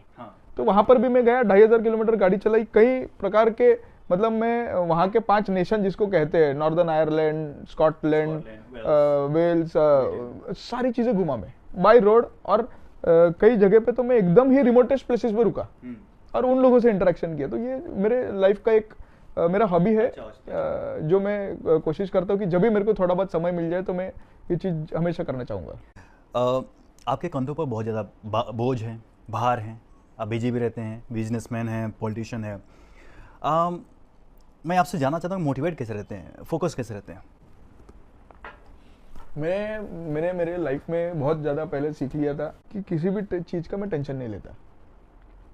अपने स्वयं से जितना प्रयास हो सके उतना प्रयास, मतलब सेल्फ सेटिस्फैक्शन के लिए उतना मैं जेन्युइन प्रयास हर चीज़ के लिए देता हूँ। उसमें से कुछ चीज़ें शायद सक्सेस होती है, उसमें से कुछ चीज़ें शायद सक्सेस नहीं हो पाई, परंतु मेरा ये सेल्फ सेटिस्फैक्शन ये रहता है कि मैंने मेरा पूरा 100% एफर्ट दिया उस चीज़ के लिए। नहीं हुई, कोई चीज़ नहीं हुई, उसके लिए मेरे को कोई गम नहीं होता किसी चीज़ का। तो और दूसरा, मैं किसी चीज़ को बोझ मानता ही नहीं। बोझ क्या होता है? हम कोई बुजुर्ग थोड़ी हो गए हमारे ऊपर बहुत कुछ लाद दिया, हमारे ऊपर जिम्मेदारी है। और उस जिम्मेदारी के प्रति यदि हमने अपने दिल, मेहनत और हर चीज से जिस दिन 100% दे दिया ना, उस चीज़ों हमें कभी बोझ नहीं लगती। हमारा प्रयास और इंटेंशन ये प्योर होना चाहिए। यदि वो है तो मुझे लगता नहीं कि हमने किसी और विषय पे या उसको कभी बोझ अपने को लगेगी। अभी कोई मेंटर्स हैं आपके या रोल मॉडल्स हैं जिनसे, और कौन कौन रोल मॉडल्स हैं या मेंटर्स हैं, उनसे क्या क्या सीखा आपने? रोल मॉडल देखिए, अपने जीवन में हम जब आगे बढ़ते हैं तो कई प्रकार के रोल मॉडल्स के थ्रू हम जाते हैं। हर लोग हमें सिखाते हैं। जैसे जीवन के अर्ली करियर में मेंटरशिप, गाइड या रोल मॉडल के लिए मेरे को मोदी जी मिल गए, तो मोदी जी से मैं काफ़ी प्रभावित रहा और उनकी बहुत छोटी छोटी चीज़ें ऑब्जर्व करके, मतलब मैं ये आपको बोल सकता हूँ कि डिसिप्लिन, टाइम मैनेजमेंट में मैं इतने पॉलिटिशियन को मेरे जीवन में मिला, मोदी जी से अच्छे मैंने कोई किसी को नहीं देखा होगा। डिसिप्लिन को लेकर, उनके टाइम मैनेजमेंट को लेकर, उनके फ्यूचर विजन को लेकर। मतलब वो जब चीफ मिनिस्टर भी थे तभी वो 5 साल बाद की बात करते थे। आज पॉलिटिशियन जो होता है ज्यादातर सोचता है कि कल क्या होगा मेरे को पता नहीं है, बट वो बोलते थे 5 साल बाद मैं ये करूंगा। अच्छा, तो वो एक विजन उनके से मैंने सीखा। आगे हम बढ़े तो हम, फॉर एग्जाम्पल मैं थोड़ा सा क्रिकेट फैन भी हूँ, क्रिकेट भी देखता हूँ, तो महेंद्र धोनी जिस प्रकार से इंडियन देश के कैप्टन कूल बने, उन्होंने जिस प्रकार से अपने इमोशंस को कंट्रोल में हर सिचुएशन में रखा। क्योंकि क्या होता है, अगेन पॉलिटिकल हो या normal, emotion plays a very big role. तो इमोशन को कैसे अपने कंट्रोल में रख के हमें काम करना चाहिए, धैर्य कैसे रखना चाहिए, पेशेंस लाइफ में कैसे होना चाहिए। तो ये सारी चीजें शायद मैंने कुछ चीजें MS धोनी से सीखी कि लास्ट बॉल तक खेलते रहो। मतलब हमको एक टाइम के बाद लगने लगता है कि आप हारने जा रहे हो, परंतु लास्ट बॉल तक आप अपना बेस्ट करो।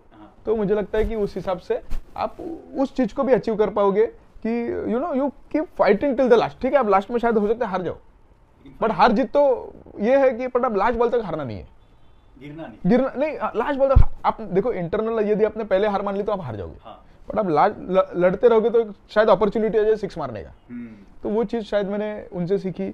मेरे पॉलिटिकल मेंटरशिप में देवेंद्र फडणवीस जी है कि किस तरीके से डिफिकल्ट स्टेट में उन्होंने अपने आप को एस्टेब्लिश करके किस तरीके से आगे बढ़ाया। मतलब ये स्टेट ऐसा है कि 5 साल चीफ मिनिस्टर रहना कोई सोच ही नहीं सकता। 30 साल हो गए पिछले, मतलब फडणवीस जी को छोड़ दे, 30 साल तक इस स्टेट में 5 साल चीफ मिनिस्टर कोई रहा ही नहीं है। यहाँ पर इस तरीके उन्होंने करके दिखाया। और दूसरा, उनका जो रूरल और अर्बन कनेक्ट है, मतलब बहुत सारे नेता माने जाते हैं, ये नेता शायद रूरल नेता है, ये नेता एकदम अर्बन शहरी नेता है। फडणवीस जी के साथ वो नहीं है। वो रूरल भी उतने अच्छे से समझते हैं, अर्बन भी उतने, यूथ को भी उतने अच्छे से अटैच्ड है। तो सर्वगुण जिसको हम बोलते हैं वो, और उनकी प्लानिंग एंड एग्जीक्यूशन कि यदि कोई प्रोजेक्ट मेरे को 2 साल में कंप्लीट करना है, कितना भी प्रोजेक्ट बड़ा हो उसके पीछे लगते 2 साल में कंप्लीट करेंगे। तो ब्यूरोक्रेसी मैनेजमेंट, किस तरीके से ब्यूरोक्रेसी के साथ एम्पावर करके उनके काम करवाना है, वो चीज़ें हमने उनसे सीखी। उसके आगे हम बढ़ते हैं, जिसको हम थोड़ा सा स्पिरिचुअल प्लस पॉलिटिकल मेंटरशिप, हमारे साथ हमारे श्रीकांत भारतीय जी अभी पार्टी के MLC है, उनसे मेरे को बहुत कुछ चीज़ें सीखने मिलती है। श्रीकांत भारती जी का मैं एक बैकग्राउंड ऐसे दूंगा कि आज वो शायद पॉलिटिकल हमारे एमएलसी है, बट उसके पहले मुझे लगता है कि he is much more as a spiritual person. अच्छा। उन्होंने एक मतलब हमारे जीवन में हम बहुत सारे प्रॉब्लम्स देखते हैं, आइडेंटिफाई करते हैं। तो हमारे कुछ साल पहले हमारे पास ऐसे प्रॉब्लम आए जिसमें शायद आपको भी जानकर अचंभित होगा कि अपने देश में जैसे हम बोलेंगे कि ऑर्फन की बहुत बड़ी समस्या है। तो ऑर्फन ये जब हम शब्द सुनते हैं या अनाथ ये जब शब्द सुनते हैं, हमारे सामने विजन में क्या आता है? छोटे छोटे बच्चे कि जिसके माँ बाप नहीं है। पर आप सोचिए उन बच्चों को रखने के लिए आज के पास हमारे पास ऑर्फनेजेस है, कई प्राइवेट है, कई गवर्नमेंटल है, और वो व्यवस्था है उनके पास कि ऑर्फन बच्चा आज ऑर्फनेजेस में रहता है, बट पूरे देश भर में। बट अनफॉर्चुनेटली ऑर्फन जिस दिन 18 साल का हो जाता है उसको वहां से बाहर निकाल दिया जाता है। 18 साल के बाद अब उसको कहीं रहने की जगह नहीं है। तो वो बच्चा जाएगा कहाँ? वो बच्ची जाएगी कहाँ? नौकरी करेगा कहाँ जाएगा? आप सोचो कि जिसका इस दुनिया में कोई नहीं है, मैं इस दीवार में रह रहा हूँ, मैं एक ऑर्फनेज में रह रहा हूँ, मेरे को कोई बाहर से इंटरेक्शन करना अलाउड नहीं है, किसी बाहर वालों को मेरे साथ इंटरेक्शन करना अलाउड नहीं है, और मैं 18 साल के बाद मेरे को बोलते तुम बोरिया बिस्तर बांधो और निकल जाओ, कोई एक्सपोजर ही नहीं उसके पास, कुछ भी नहीं है, कहाँ जाएगा? तो सबसे ज्यादा हमने तो हमारे पास कुछ ऑर्फन श्रीकांत भारती जी के पास कुछ ऑर्फन बच्चे हैं, जब वो हमारे चीफ मिनिस्टर के ओएसडी रहे थे वो समय पे, और मैं भी चीफ मिनिस्टर ऑफिस में बहुत क्लोजली काम करता था, तो कुछ बच्चे आए, उन बच्चों ने आके बताया कि अरे हमें जाना कहाँ, हमको बोलो थोड़े दिन रहने दो ताकि हम कहीं जुगाड़ लगाए, हमको रहने तो बोले तुम्हारा 18 साल हो गया, हमारे पेपर पे कल से बाहर।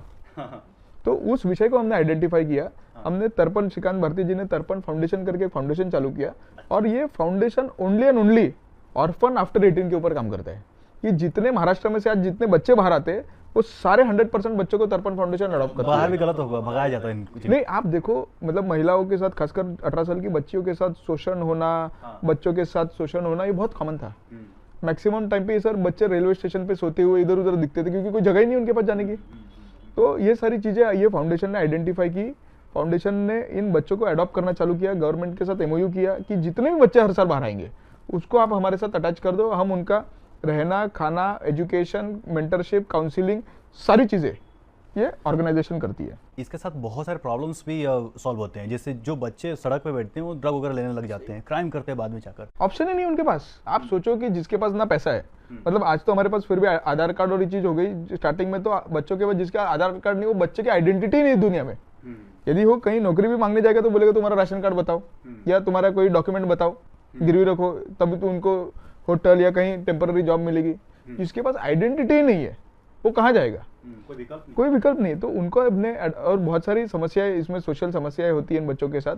तो हमने क्या किया, अभी जो बच्चे बाहर आते हैं उनका हम पहले काउंसलिंग करते हैं कि उनको पढ़ाई करना है, क्या करना है, कोई डॉक्टर बनना है, कोई सरकारी वो करना है।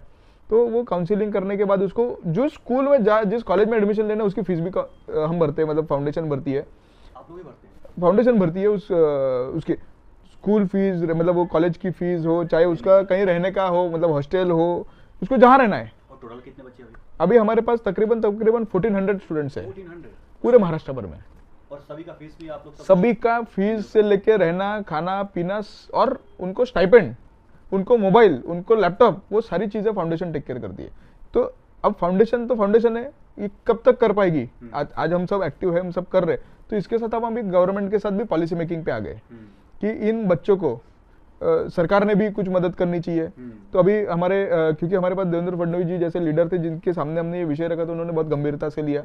इस विषय के ऊपर एक बहुत बड़ी चीज समझ में आई, जब हम वो कहीं जॉब के लिए जाते हैं, मतलब उनका पढ़ाई खत्म हो गया या पढ़ाई में भी, तो अपने यहाँ पर रिजर्वेशन एक बहुत बड़ा मुद्दा है, आज के दिन पे चल रहा है। तो अनाथ बच्चों को पूछा जाता है कि तुम्हारा कास्ट क्या है, कास्ट सर्टिफिकेट, उसको तो मालूम ही नहीं है। मतलब क्योंकि उसने कभी माता तो मालूम ही नहीं है, तो वो बोला मैं जनरल में कैसे आऊंगा? मैं तो एससी भी हो सकता था, मैं एसटी भी हो सकता था, ओबीसी भी हो सकता, मेरे को तो मालूम ही नहीं है। Maharashtra is the first state in the country to give 1% reservation to the orphans. तो यहाँ पर नौकरी से लेके, पढ़ाई से लेके सारी चीजों में 1% रिजर्वेशन है कि जिसको कास्ट का मालूम ही नहीं और जो ऑर्फन है उसके लिए देयर इज रिजर्वेशन पॉलिसी हमने लाई गई। दूसरा, अभी हमने रिसेंटली उनको हमारे देवेंद्र फडणवीस जी ने पुढाकार लेके हर ऑर्फन को 1500 रुपए स्टाइपेंड ये सरकार की तरफ से दिया जाएगा, ये अनाउंस किया, क्योंकि उनके पर मंथली होगा 1500 रुपए स्टाइपेंड। हमने अभी उस स्कीम को लॉन्च किया। इसके आगे जाके अभी पिछले मुझे लगता है कि तकरीबन 1 महीने पहले एक नई स्कीम देवेंद्र फडणवीस जी और इस सरकार ने लॉन्च की कि सारे ऑर्फन की सारी स्कूल के एजुकेशन का पूरा जिम्मेदारी सरकार लेगी अभी जाके। तो आप सोचिए अभी जिस दिन वो बाहर निकले उनको कोई टेंशन नहीं, सरकार टेक केयर करेगी। और जो सरकार नहीं कर पाएगी उसके लिए हमारा फाउंडेशन रहेगा। तो उस तरीके से सॉल्व हो गया प्रॉब्लम, ऑलमोस्ट सॉल्व होने की कगार पर है।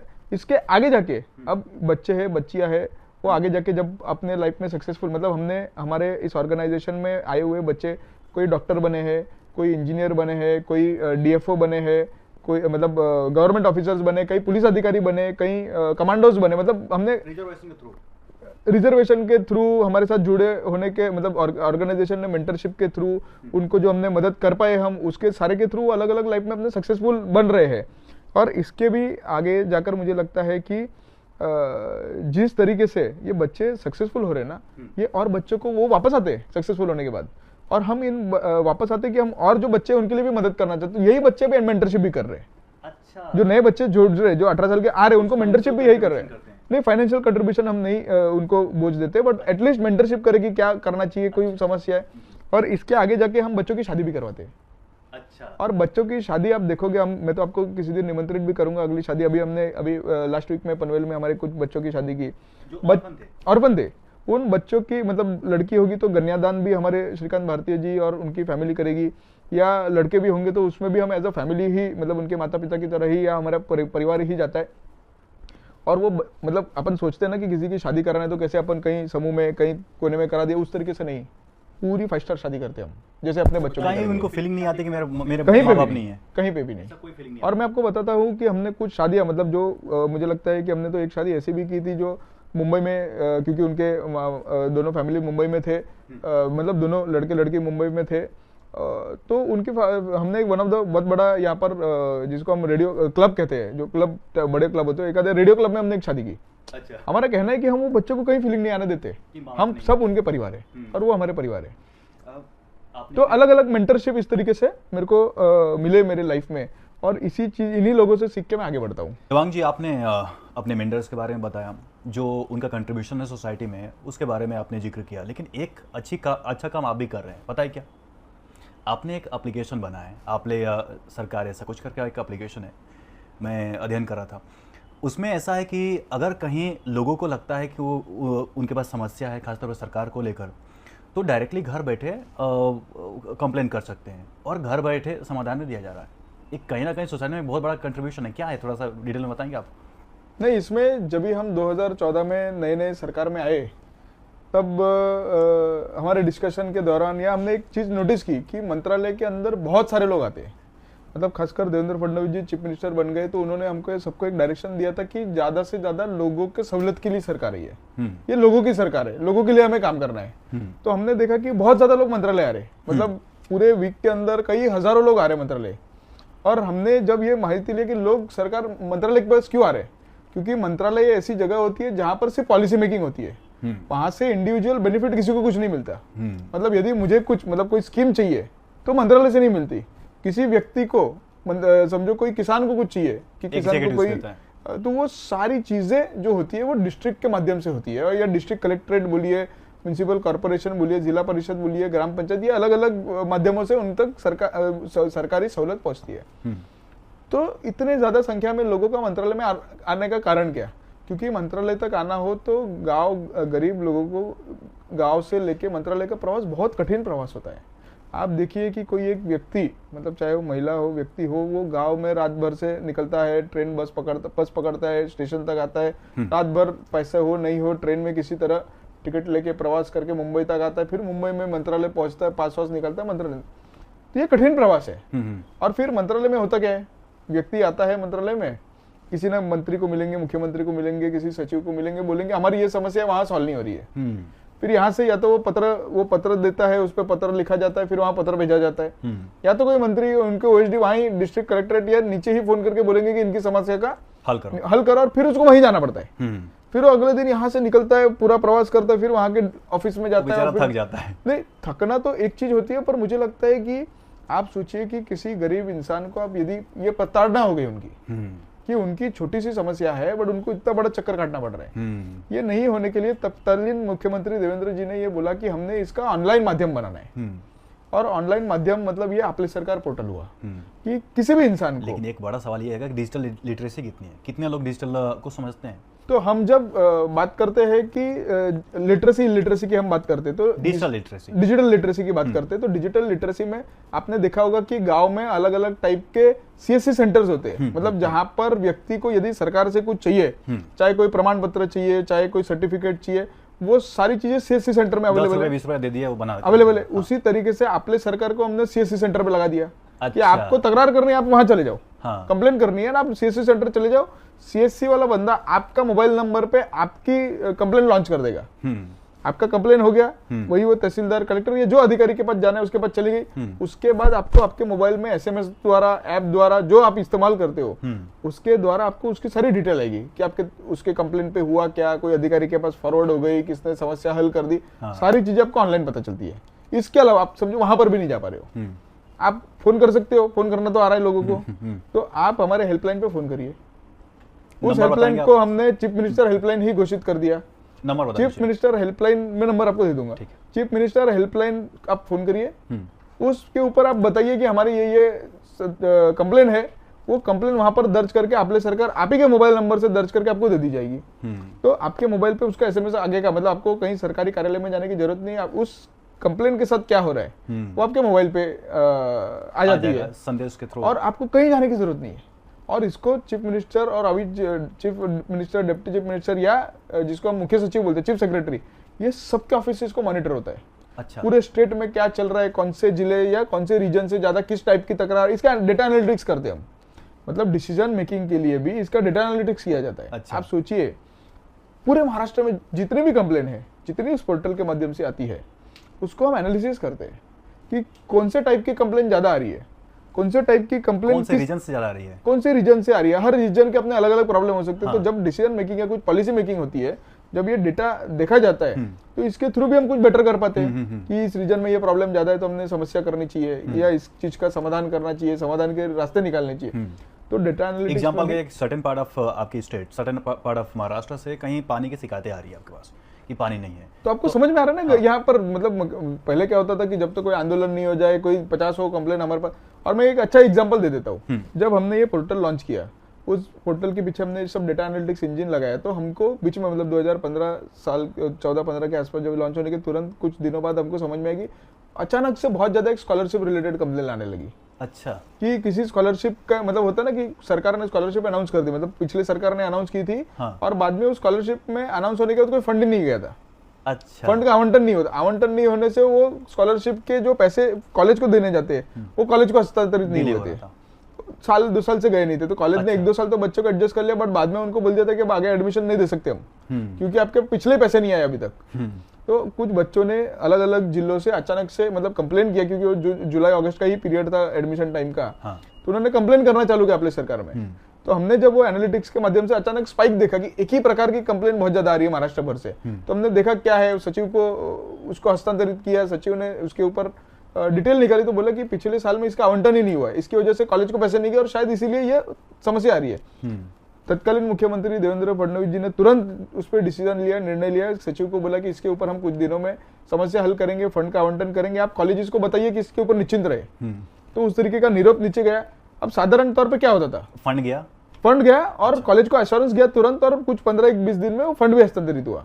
अब ये नॉर्मल प्रोसेस में देखो क्या होता था, नॉर्मल प्रोसेस में कॉलेज मेरे को निकाल देती थी, मैं कलेक्टर ऑफिस या कहीं उसको पत्र लिखता था, वो पत्र के ऊपर सारे अधिकारी पढ़ के जब तक वो सेक्रेटरी तक आता तब तक 6 महीने चले जाता था, धूल खाती थी, और तब तक वो बच्चों का भविष्य टंगता रहता था कि क्या होगा मालूम नहीं पड़ता था, और कोई उस पर ध्यान देता नहीं, या तो फिर कोई आंदोलन होता तब जाके उसके ऊपर थोड़ा सा ध्यान दिया जाता।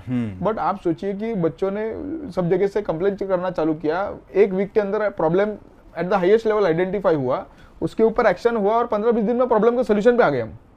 तो ये पोर्टल, डिजिटल पोर्टल उस हिसाब से भी बहुत मदद करता है सरकार को भी और लोगों को भी। गवर्नमेंट के 3 अंग होते हैं, गवर्नमेंट के 3 ऑर्गन्स होते हैं, एग्जीक्यूटिव, लेजिस्लेचर और जुडिशरी।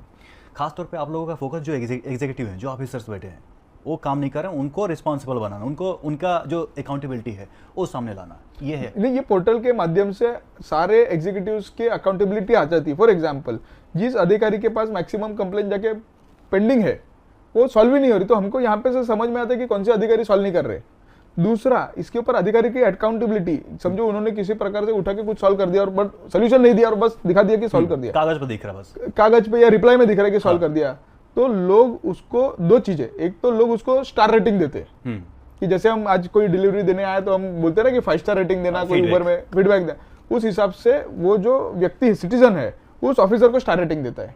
अच्छा, उसको समझ में आता है कि भाई जिस ऑफिसर का स्टार रेटिंग कम वो बराबर से काम नहीं कर रहा है, जिस ऑफिसर का स्टार रेटिंग ज्यादा बहुत अच्छा काम कर रहा है, लोगों के प्रति बहुत ज्यादा समर्पित है, तो इस तरीके से पता चलता है। दूसरा, समझो स्टार रेटिंग तो देता ही है बट वो समाधान नहीं होगा तो उसको उसके हायर अथॉरिटी के एस्केलेट कर सकता है कि इन्होंने जो जवाब दिया है उससे मैं समाधान नहीं हूँ, एक बटन दबाया उसका हायर अथॉरिटी का एस्केलेट हो जाएगा कि ये मेरे को वापस से सॉल्व करके चाहिए। देन द हायर ऑफिसर वो रिस्पॉन्सिबल हो जाता है कि उसने उसकी समस्या सॉल्व करनी है, तो वो भी नीचे पूछेगा ना कि भाई तुम ठीक से काम नहीं करते, मेरा काम बढ़ा रहे हो, और वो अकाउंटेबिलिटी लेना चालू करता है। तो उस हिसाब से मुझे लगता है कि वो इसको हमने अकाउंटेबिलिटी भी इस चीज में लाई है। मैं इसमें एक चीज़ ऐड करूंगा, जैसे बहुत सारे, जैसे आपने स्टार, बहुत अच्छा एक कॉन्सेप्ट है कि आपने फीडबैक लेना, खासतौर पर जो विक्टिम्स है, खासतौर पर जो लोग हैं उनसे आप फीडबैक ले रहे हैं।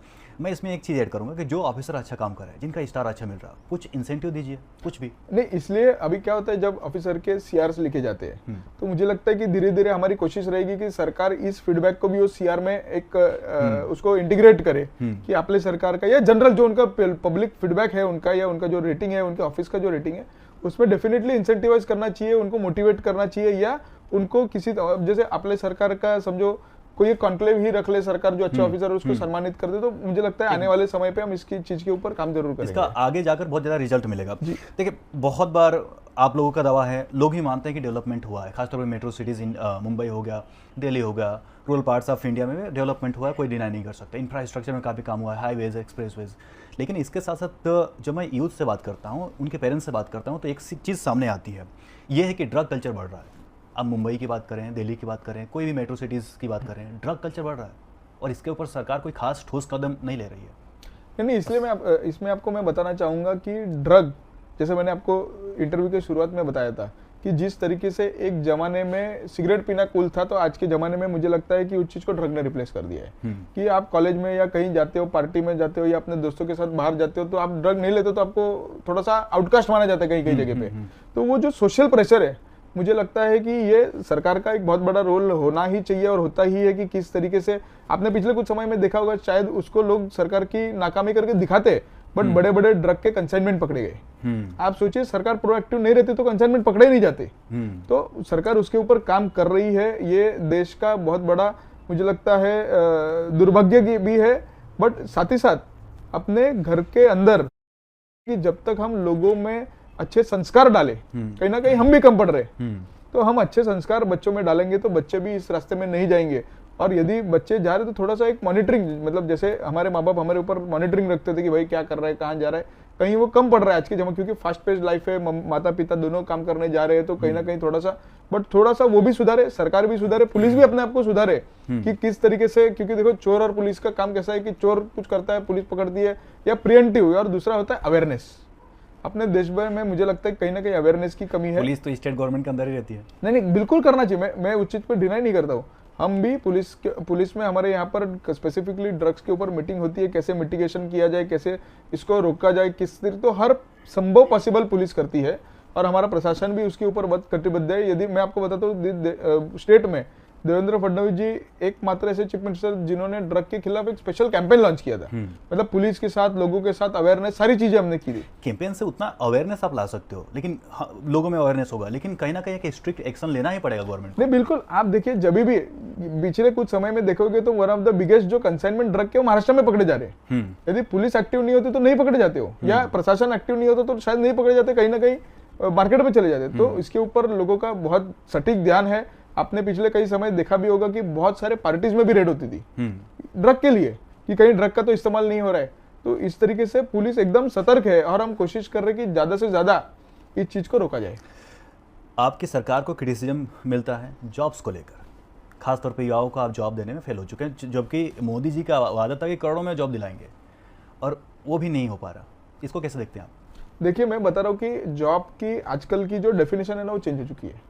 आज का युवा, जैसे मैंने अपने इंटरव्यू में कहा कि अपने पॉडकास्ट में अपने डिस्कस किया कि सर्विस क्लास माइंडसेट से हम आज बाहर निकलना चाह रहे हैं और आज हम निकल रहे हैं। आज का युवा सिर्फ जॉब नहीं चाह रहा है, मुझे लगता है कि अपोजिशन के जो लोग हैं जो जॉब जॉब चिल्ला रहे हैं, मैं आपको बता रहा हूँ आज का युवा जिसको हम आज के जमाने में गीग इकोनॉमी बोलते हैं, गीग इकोनॉमी में बहुत बड़ा पार्टिसिपेशन रोल प्ले कर रहा है।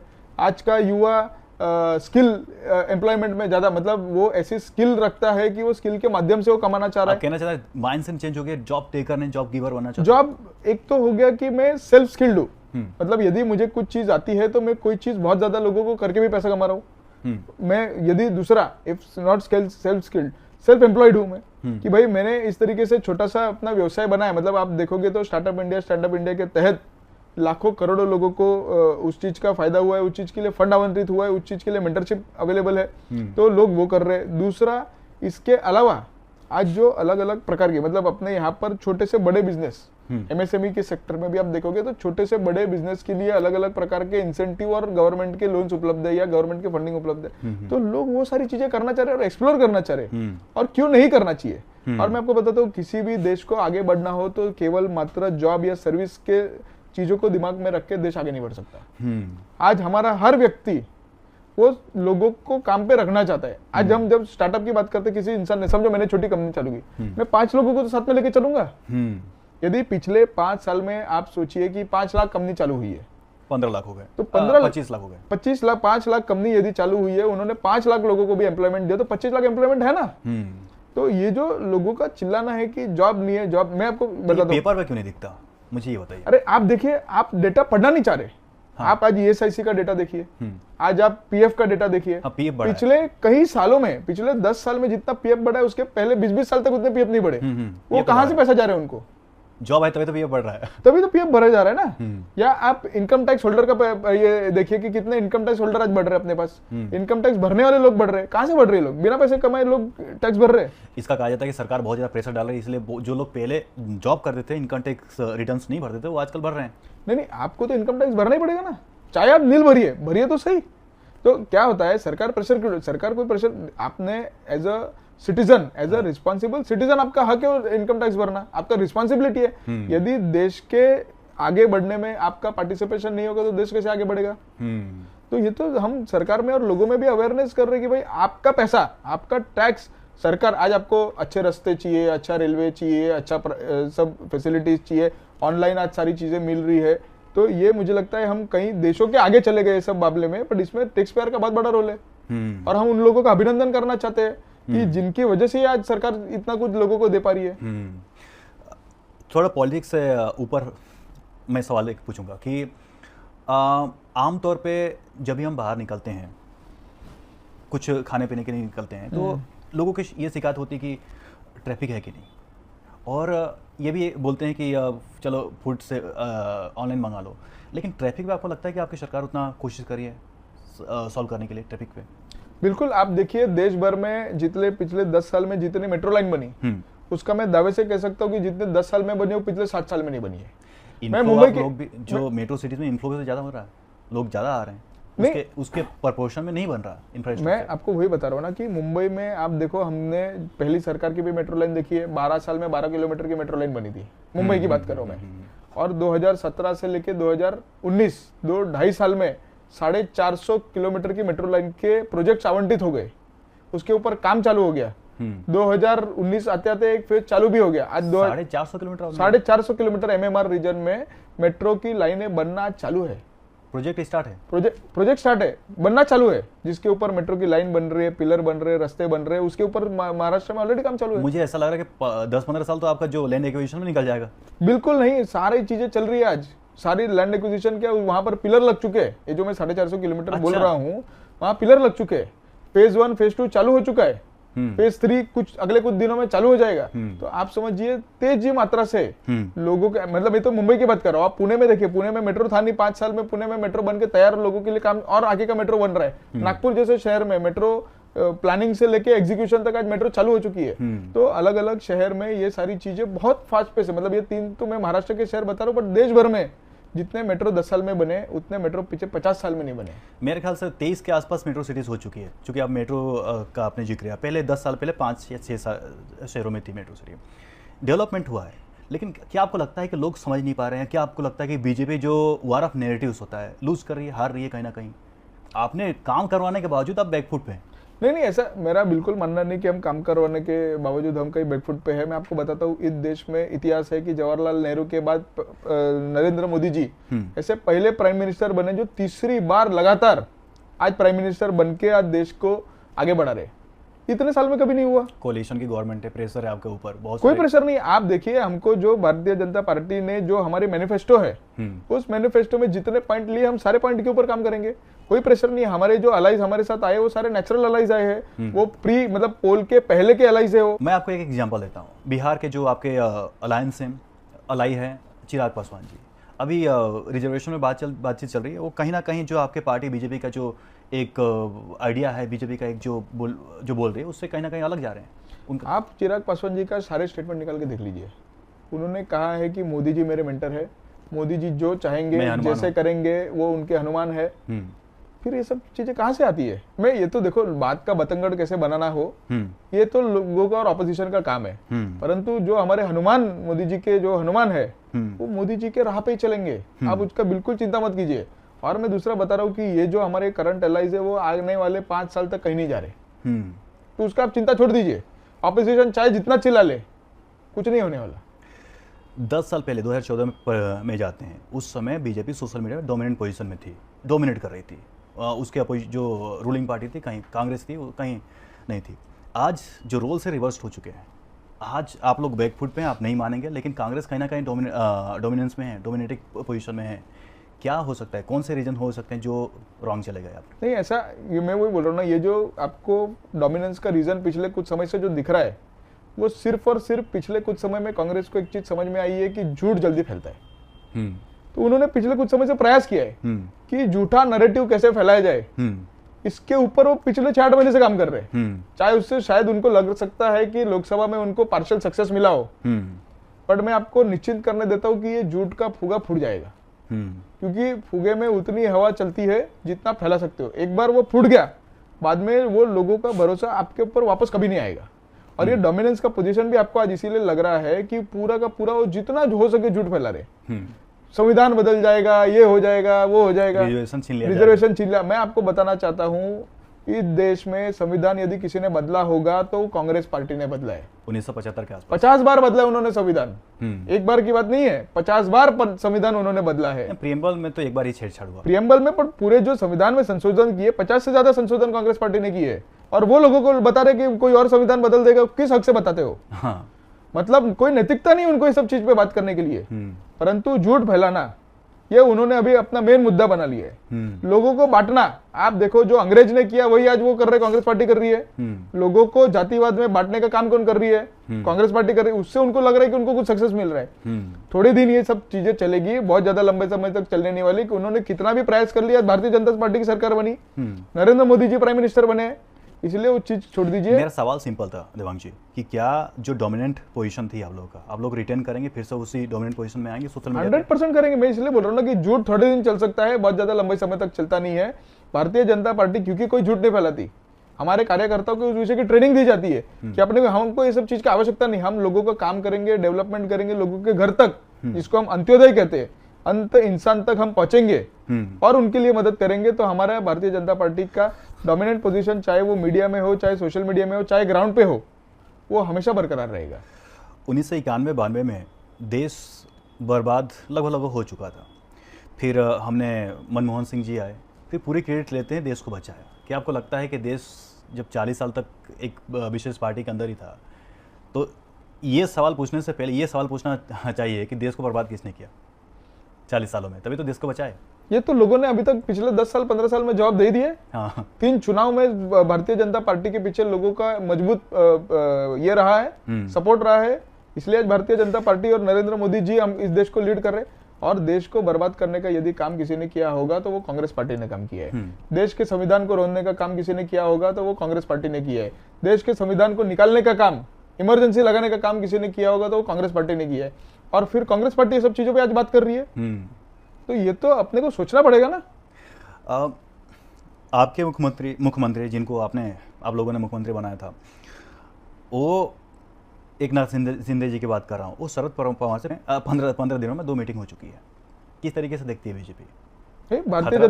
भारतीय जनता पार्टी की सरकार मैं हमारे वो मुख्यमंत्री है, मुख्यमंत्री के नाते उनको सारे लोगों से मिलना पड़ता है। हो सकता है आने मतलब पिछले कुछ दिनों में से हम देख रहे कि जिस तरीके से यहाँ का वातावरण महाराष्ट्र का रिजर्वेशन को लेके बिगड़ रहा है, या शरद पवार जी ने मुझे लगता है कहीं ना कहीं ये प्रयास किया था कि ओबीसी मराठा आपस में सबको झगड़ा लगाओ और फिर चुनाव में जाओ। तो ये स्थिति थोड़ी सी कहीं मुझे लगता है कि स्फोटक ना हो जाए, उसके लिए वो चर्चाएं ले रहे कि इसको कैसे शांत किया जाए। लेकिन जैसे ऐसी मीटिंग बढ़ती हैं आगे और होती हैं तो सुगबुगाहट आने लगती है कि कहीं ना कहीं कुछ ना कुछ चल रहा है। नहीं, सुगबुगाहट आने का कोई कारण नहीं। मुझे लगता है कि मुख्यमंत्री सारे लोगों से उनको मिलना पड़ता भी है, मिलते रहना भी चाहिए, क्योंकि सारे लोगों की समस्या आखिरकार यदि कोई सॉल्व करेंगे तो मुख्यमंत्री करेंगे। एक चीज़ बताइए कि ये सवाल मैंने शायद पूछा था कि जो यूथ है वो जैसे ग्रेजुएशन कंप्लीट करता है उसको लगता है कि इस फील्ड में करियर बनाया जाए, इस फील्ड में करियर बनाया जाए, तो क्या आपको लगता है कि अब ये समय आ चुका है कि पॉलिटिक्स में भी एक विकल्प रखो? अगर आपको डॉक्टर बनना है, इंजीनियर बनना है, तो कहीं ना कहीं एक पॉलिटिशियन, अच्छा पॉलिटिशियन बन सकते हो सकता है कि आपको पैसा ना मिले, आप चुनाव जीत भी लो फिर भी आपको उतनी अच्छी सैलरी ना मिले, लेकिन एक रिस्पॉन्सिबिलिटी मिलती है समाज को सर्व करने की। लगता है कि पॉलिटिक्स उनको करियर बनाना चाहिए? बिल्कुल। देखो, मैं बोलता हूँ कि अपने देश में सारे टाइप के लोग होते हैं। कुछ लोग डॉक्टर बन के देश की सेवा करते, कुछ लोग आर्मी में जाके देश की सेवा करते, कुछ लोग नई कंपनियां बना के भी वो देश की सेवा ही कर रहे, कुछ लोग जॉब करके भी देश की सेवा ही कर रहे हैं। उसी हिसाब से जो समाज के माध्यम में लोग काम करना चाहते हैं वो लोग सामाजिक पॉलिटिकल समाज या पॉलिटिकल फील्ड में आके भी लोगों की सेवा कर रहे हैं। तो मुझे लगता है ज्यादा से ज्यादा यूथ ने इस विषय पे मुझे लगता है ध्यान भी देना चाहिए। अच्छे नौजवान जब तक पॉलिटिक्स में आएंगे नहीं तब तक जो हम दूर से गाली देते हैं कि एक मेरा ये मोटिवेशन भी था कि दूर से लोग गाली देते कि ये खराब है इसलिए ऐसा हो रहा है, इससे अच्छा आओ ना आप आइए, जुड़िए, साथ में काम करिए, हम सब मिलकर देश को आगे बढ़ाएंगे। तो मुझे लगता है कि ये सही समय है, पोषक वातावरण है, युवा पॉलिटिक्स में आके देश के पॉलिसी मेकिंग में मुझे लगता है कि बहुत बड़ा रोल प्ले कर सकता है। आपके एक मित्र हैं, दोस्त हैं, उनका नाम है आदित्य ठाकरे। ऐसा कहा जाता है कि यूथ के एमंगस्ट वो कहीं ना कहीं पॉपुलैरिटी गेन कर रहे हैं, फेमस हो रहे हैं, कैसे देखते हैं आप? नहीं, मुझे लगता है जब हम लोग अलाई थे पिछले 2014 के पहले तक, तो तब तक मुझे क्योंकि ठाकरे में क्या होता है कि एक ठाकरे के बाद दूसरे ठाकरे आएंगे, मतलब बाला साहब के बाद उद्धव जी आए, उद्धव जी के बाद आदित्य आएंगे। हाँ। तो मुझे उनसे बहुत ज्यादा अपेक्षा थी, और अपेक्षा ये थी कि क्योंकि वो किसी दिन वो पार्टी को लीड करेंगे तो युवाओं को भी सही डायरेक्शन में वो लेके जाएंगे, या साथ में मिलके हम कुछ साथ में कर पाएंगे, ऐसी मेरी इच्छा थी, अपेक्षा थी। हम मिलके इस बारे में किसी दिन हमने कुछ डिस्कशन भी किया। मैं उनके पिताजी से कुर्सी छीन ली, कैसे? नहीं, आपकी बात नहीं कर, मैं तो पिछली बात कर रहा हूँ। अच्छा। उसके बाद देखिए, जिस दिन उनको मुख्यमंत्री बनने का मौका मिला, उद्धव जी ने क्या किया? उद्धव जी मुख्यमंत्री बने और बेटा कैबिनेट मिनिस्टर बन गया। हाँ। युवा कैबिनेट मिनिस्टर बने, मेरी इसमें कोई रोक नहीं है या मेरा इसमें कोई विरोध नहीं है, परंतु उस कैबिनेट मिनिस्टर एक्सपीरियंस कितना था? मैं वही बोल रहा हूँ ना, परंतु उसके पीछे उनको उतना पॉलिटिकल एक्सपीरियंस होना चाहिए था। आज यदि महाराष्ट्र के कैबिनेट मिनिस्टर के पोस्ट में कोई नौसिखिया आ जाए तो उससे तो नुकसान होगा स्टेट को। हाँ। और दूसरा, मुझे दूसरी ये अपेक्षा थी कि समझो उनको कैबिनेट मिनिस्टर का रोल लेना ही था, उन्होंने क्या रोल लिया? उन्होंने थोड़ा सा एलिट प्रकार के जो रोल होते हैं या एलिट प्रकार के, मैं जैसे वो किसी कॉन्स्टिट्यूंसी से चुन के आए तो उस जो ग्लैमरस रोल होते हैं, वर्ली एक कॉन्स्टिट्यूंसी से चुन के आए, उन्होंने जितने काम किए वो कहीं ना कहीं प्रदेश के विकास को रोकने का काम किया। उन्होंने जो मुद्दे लिए वो एनवायरमेंट मुद्दे पे बात करते हैं, बट उन्होंने आरे का हमारे इधर आरे कारशेड को लेकर एक ईगो का मुद्दा बनाया कि भाई आरे कारशेड नहीं होना, जबकि उसको हर कमिटी ने, हर एनवायरमेंट बॉडी ने, इस देश के सुप्रीम कोर्ट ने उस चीज को पास कर दिया था, परंतु आदित्य ठाकरे को लगा कि वहां नहीं होना चाहिए तो रोक दिया उन्होंने। अच्छा, स्टेट का नुकसान कर दिया। तो उन्होंने, मुझे लगता है कि ज्यादा युवाओं के लोगों के विषय लेके यदि वो लोगों में जाते हैं तो ज्यादा पॉपुलर होते। आज उन्होंने एलिट सब्जेक्ट लिए। एनवायरमेंट आप देखोगे तो बहुत ज्यादा जरूरी है, मैं ये नहीं मानता कि नहीं जरूरी है, परंतु आज जो लोगों में समस्याएं है उसको हल करना ज्यादा जरूरी है। एनवायरमेंट के ऊपर मैं आपको बताता हूँ, एक चीज बताना चाहता हूँ, एनवायरमेंट के ऊपर बात करने वाला इस देश और दुनिया का सबसे ज्यादा व्यक्ति देख लो, वो वही लोग हैं जिन्होंने सबसे ज्यादा एनवायरमेंट की बैंड बजाई है। आज जो सेलिब्रिटी आके एनवायरमेंट के ऊपर बात करते हैं वो वही बड़ी बड़ी गाड़ियों में डीजल और एसी का पानी जला के आते हैं, वहां पर एसी जला के आते हैं, तब वो एनवायरमेंट कहाँ जाता है उनके लिए? जब वो प्राइवेट चार्टर प्लेन करके घूमते हैं तब उनके लिए एनवायरमेंट के विषय कहाँ चले जाता है? तो जो एनवायरमेंट की सबसे ज्यादा बैंड बजाता है वही एनवायरमेंट के विषय में बात करता है। मेरा इस बात का पूरा विरोध है, जिसने एनवायरमेंट की बात करनी चाहिए उसने एक्चुअली ग्राउंड पे जाके काम करना। एनवायरमेंट कौन बचाता है?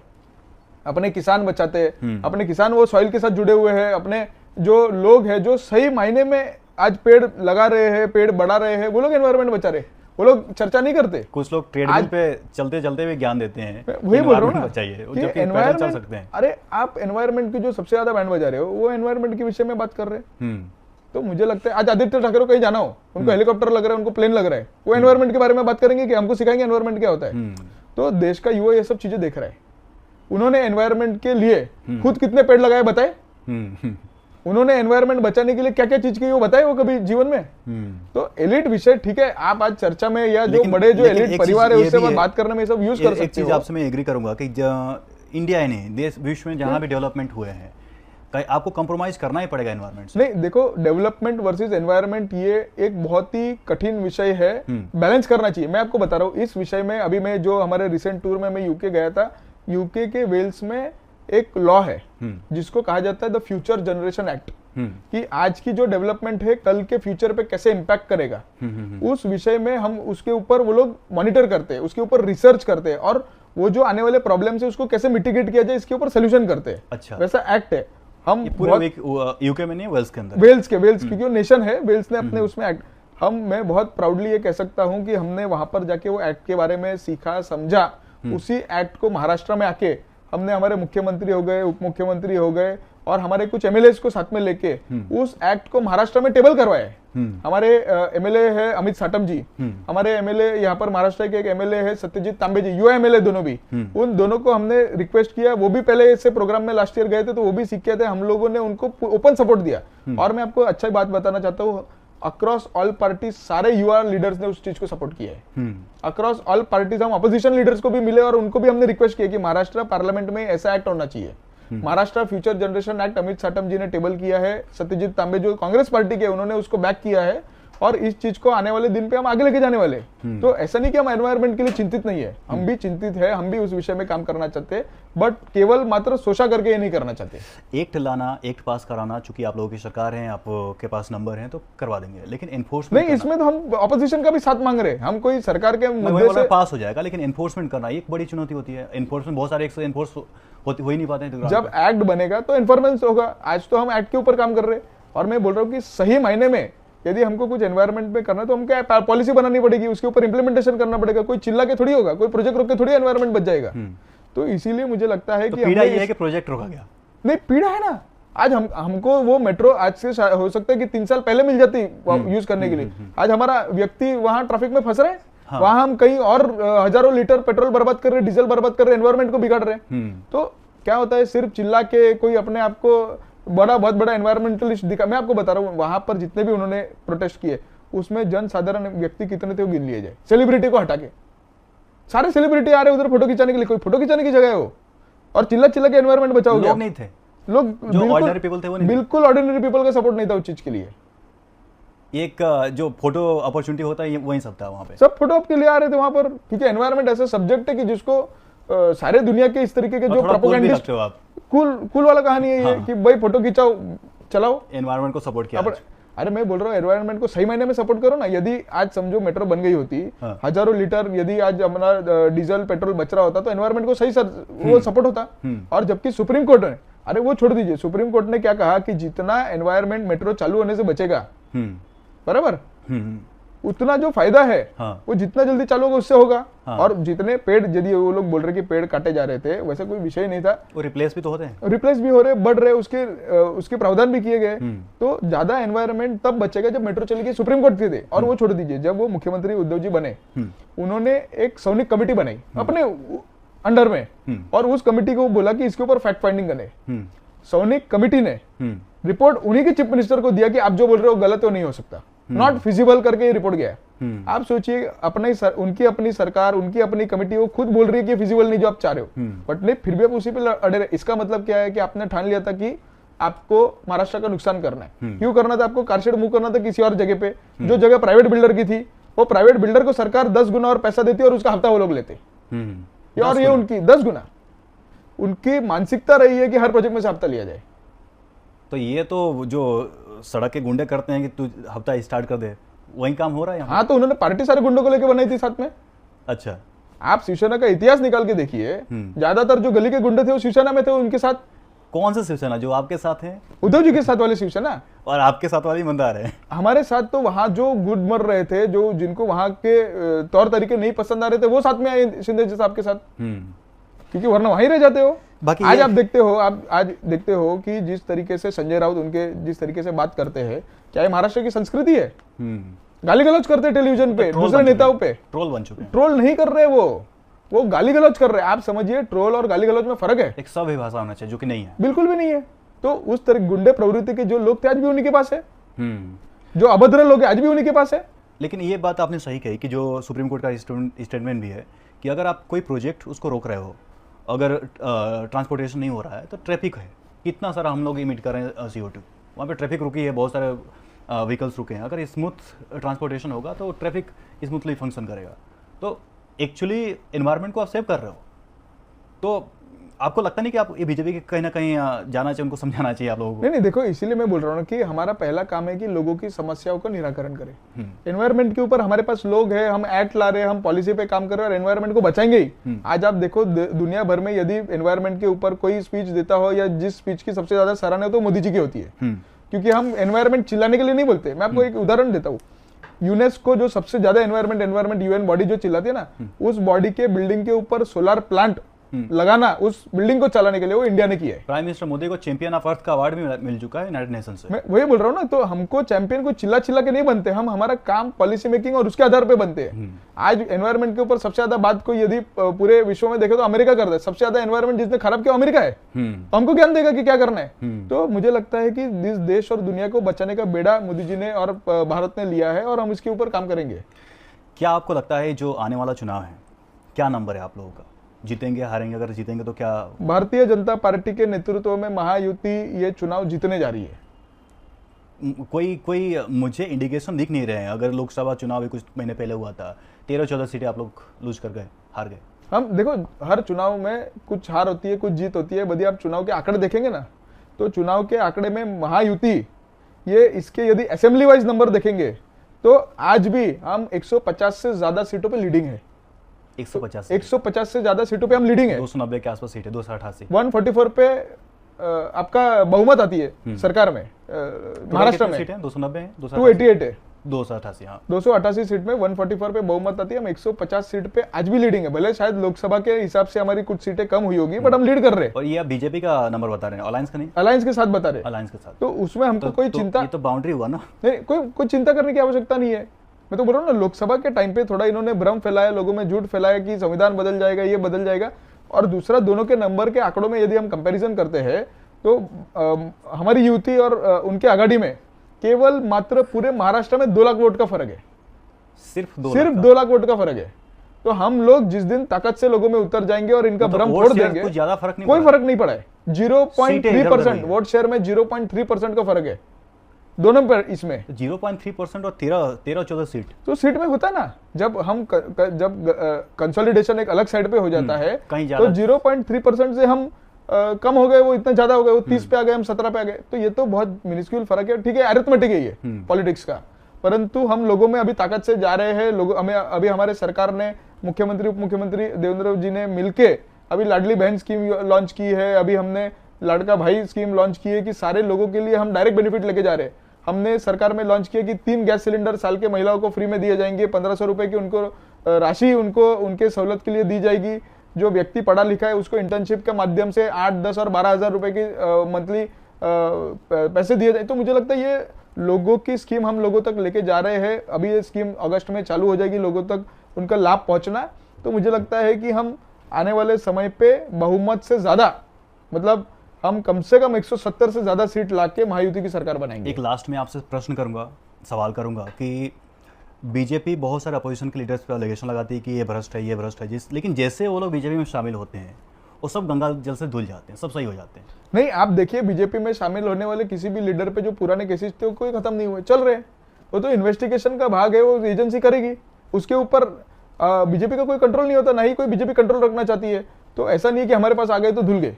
आज यदि वो वहां पर कहीं है जहां उनको नहीं लग रहा है कि उनको पॉलिटिकल सर्वाइवल नहीं हो रहा है, या उनको लग रहा है कि अब मोदी जी के विचारधारा में काम करना चाहते हैं, सबका स्वागत है। तो आपको लगता नहीं कि अगर आप के पार्टी से जुड़ रहे हैं तो कहीं ना कहीं आपके पार्टी की जो आइडियोलॉजी है, पार्टी का जो छवि है, धूमिल होगा?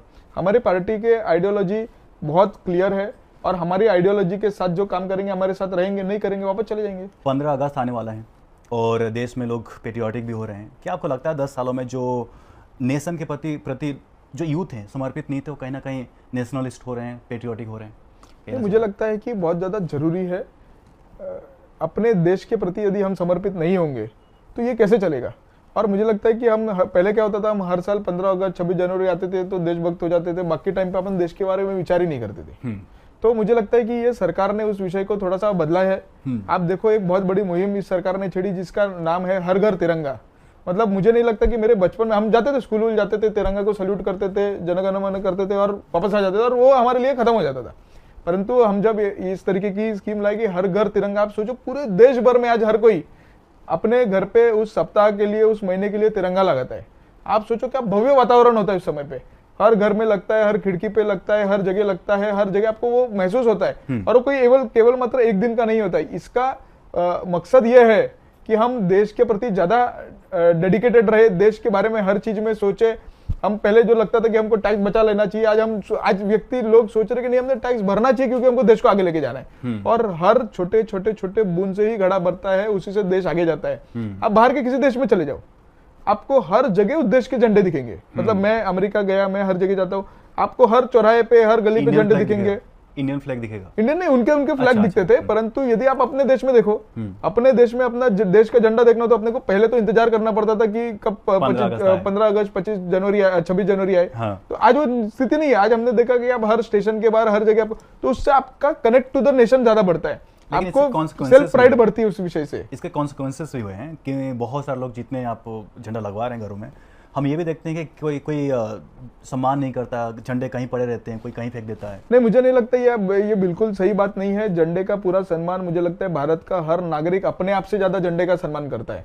परंतु कभी होता है कि कहीं उड़ के कहीं गिर जाता है और किसी का वो क्या होता है, देखो मैं आपको बता दूं, कहीं गिरा है झंडा, आदमी फोटो खींचने में इंटरेस्टेड है कि ये वही आदमी है जो देश के खिलाफ काम करना चाह रहा है।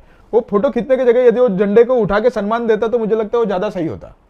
इसीलिए मुझे लगता है कि अब हो गया ना, कहीं झंडा लगाया है, कहीं हवा से किसी कारण गिर गया, वो मुझे लगता है कि वो फोटो खींचना जरूरी है या वो झंडे को उठाना जरूरी है। लेकिन एक दो केसेस नहीं, बहुत सारे केसेस हैं, लोग फेंक देते हैं, गाड़ी से चल। नहीं, झंडे को डिस्पोज ऑफ करने का प्रॉपर तरीका हर घर तक पहुंचाया गया है कि झंडे को कैसे फोल्ड करना है, कैसे घर में रखना है, कैसे इसका समझो डिस्पोज ऑफ भी करना, तो उसका एक तरीका है। बेरियल किया जाता है उसको, तो मैं वही बोल रहा हूँ ना, तो उसका पूरा तरीका हम लोगों तक पहुंचा रहे हैं। शायद अवेयरनेस में कहीं कमी होगी, तो अगस्त का महीना चल रहा है, हम इस बार और इस पे काम करेंगे, लोगों तक पहुंचाएंगे कि झंडा हम वापरे, झंडे को हम हर जगह हर घर लगाए और उसके बाद जब वापस रख देना हो तो उसके तरीके से उसको डिस्पोज ऑफ किया जाए, उसको रखा जाए।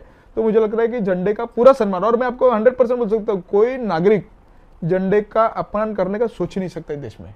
इतने देशभक्त लोग हैं अपने, सिर्फ क्या होता है कि अवेयरनेस या कहीं गलती के कारण वो रुक जाता होगा। बट मैं आपको निश्चिंत करना चाहता हूँ कि देश का नागरिक बहुत ज्यादा देश को समर्पित है। कोई भी नागरिक ने, बीजेपी आरोप लगाती थी कि सर्टेन यूनिवर्सिटीज में भारत तेरे टुकड़े होंगे, इंशाअल्लाह इंशाअल्लाह, ऐसे नारे लगते हैं। तो कोई तो है, बहुत सारे लोग हैं। नहीं, ये तो देश विरोधी लोग हैं, हम इसको देश के समर्पित लोग ही नहीं मानते। भारत के अंदर ही रहते हैं, भारत के अंदर रहते देश। मैं वही बोल रहा हूँ ना, कभी कभी देश का दुर्भाग्य होता है कि कुछ ऐसे सेक्शन के लोग हो जाते, उनको कोई बाहर से पैसा भेज रहा है, फंडिंग भेज रहा है, वामपंथी लोग उसको सपोर्ट कर रहे हैं और देश को कैसे तोड़ा जाए इसके ऊपर ये लोग काम करते हैं। तो इन लोगों से क्या अपेक्षा करना। यही वो लोग है, मैं बोल रहा हूँ ना, कि वो जो फोटो खींचेंगे, बोलेंगे देश देखो, देश को कहीं फेंक देंगे, ये यही लोग है, यही कैटेगरी के लोग हैं। इसीलिए मुझे लगता है ये इनके ऊपर ज्यादा विचार ना करते हुए देश ने इनको आइडेंटिफाई कर दिया है, देश ने देश के लोगों को समझ गया है कि कौन लोग है।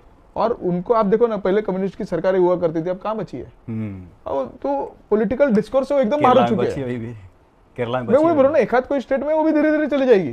तो मुझे लगता है कि जैसे लोग अवगत होते ज्यादा चीजों से कि किस तरीके से देश को हानिकारक है, तो चले जाएंगे। और ये विचार भी पहले थोड़े ज्यादा लोगों में थे, अब धीरे धीरे सीमित हो गए। अब जब वो कॉर्नर हो चुके हैं तो आइडेंटिफाई हो चुके कौन लोग हैं ये सब। तो इसीलिए कुछ ऐसे प्रकार के लोग हैं, पर देश उसको सख्ती से डील करेगा, उसकी आप निश्चिंत रहिए। महाराष्ट्र में इलेक्शन हो चुके हैं, इलेक्शन होने वाले हैं। एक बार आप लोगों को धोखा भी मिल चुका है, लेकिन क्या आपको लगता है कि 5 साल में जो काम हो रहा है, कहीं ना कहीं और डेवलपमेंट करने की जरूरत है? किस क्षेत्र में आप लोग डेवलपमेंट करने का सोच रहे हैं? देखो, खासतौर पर नॉर्थ मुंबई की बात करें तो अपने देश में, अपने प्रदेश में डेवलपमेंट करे उतना कम है, क्योंकि पिछले 50-60 साल में हमको जितना 75 साल में आगे बढ़ना था हम शायद नहीं बढ़ पाए। तो मुझे लगता है कि अभी ये हम स्थिति में है, भारतीय जनता पार्टी केंद्र में सरकार मोदी जी की सरकार है, स्टेट में हम एकनाथ शिंदे जी, देवेंद्र फडणवीस जी, अजित दादा जी के नेतृत्व में सरकार चला रहे हैं और बहुत ही एफिशिएंट सरकार, लोगों की सरकार हम चला रहे हैं और लोगों तक डेवलपमेंट का मुद्दा हम लेके पहुंचते हैं। आप जब नॉर्थ मुंबई, उत्तर मुंबई की जहाँ जिस भाग से मैं आता हूँ उसके विषय में बात करते हो तो मुझे लगता है कि नॉर्थ मुंबई में अभी भी कुछ क्षेत्र है जो दूसरे क्षेत्र के कंपैरेटिवली थोड़े से पीछे रह चुके हैं। जिस क्षेत्र में मैं रहता हूँ मागाठाणे विधानसभा आती है, मुझे लगता है कि उसमें काम करने की बहुत ज्यादा जरूरत है। कैसा काम हो सकता है? पिछले डेवलपमेंटल काम, आज हमारे पास डीपी रोड मतलब डेवलपमेंटल प्लानिंग रोड की अभाव है, उसकी कई चीजें रुकी हुई है। हमारे यहाँ पर बहुत ज्यादा कुछ भाग में स्लम्स, उनको रिडेवलपमेंट बहुत सालों से सारे लोग आश्वासन कर रहे हैं बट उस पर कोई काम नहीं कर रहे, या लोगों को बेवकूफ बनाया जा रहा है कि जब इलेक्शन आता है कोई मुद्दा उठाओ, उनको भावनिक करो और फिर उसके ऊपर काम नहीं हो रहा। मुझे लगता है कि लोगों के प्रति प्रामाणिक होकर काम करने की आवश्यकता है। हेल्थ केयर के विषय में कि लोगों के आज हमारे पास विविध स्कीम्स उपलब्ध है, जिसमें हमारे पास आयुष्मान भारत जैसी स्कीम है, वो लोगों तक ज्यादा से ज्यादा पहुंचाने की आवश्यकता है। तो मुझे लगता है हर प्रकार से, चाहे वो मागाठाणे असेंबली में हो या जो पीछे मतलब जो रिडेवलपमेंटल हमारे यहाँ पर बहुत ज्यादा प्रोजेक्ट्स अटके हुए हैं, उसके ऊपर ध्यान देके लोगों को उनका पक्का मकान देने की आवश्यकता है। तो ऐसे बहुत सारे विषय को हमको लेके आगे बढ़ना है और मैंने पिछले कुछ सालों से प्रयास जरूर किया है कि लोगों की समस्याओं का जितना मेरी तरफ से जो हल हो सके वो हम प्रयास कर रहे हैं और आने वाले दिनों में हम ये प्रयास और बढ़ाने वाले हैं। बीजेपी के ऊपर एक और एलिगेशन लगता है कि 100 करोड़ रुपये देकर आप एमएलए खरीदते हो, कितनी सच्चाई है इसमें? देखो, आरोप करने वालों को कोई सिर पैर थोड़ी लगता है। 100 करोड़ कभी देखे गए उन्होंने? या तो वो शायद करते होंगे इसलिए एलिगेशन करा रहे हैं। ये तो बात मानिए कि फिल्म तो तो आएंगे। अरे क्यों नहीं आएंगे? मेरे को बताओ, आपको क्या लग रहा है एमएलए बिका हुआ है? आपका मानना है एमएलए बिका हुआ है? अगर नहीं बिका है तो आप लोगों का डिफेमेशन केस करना चाहिए।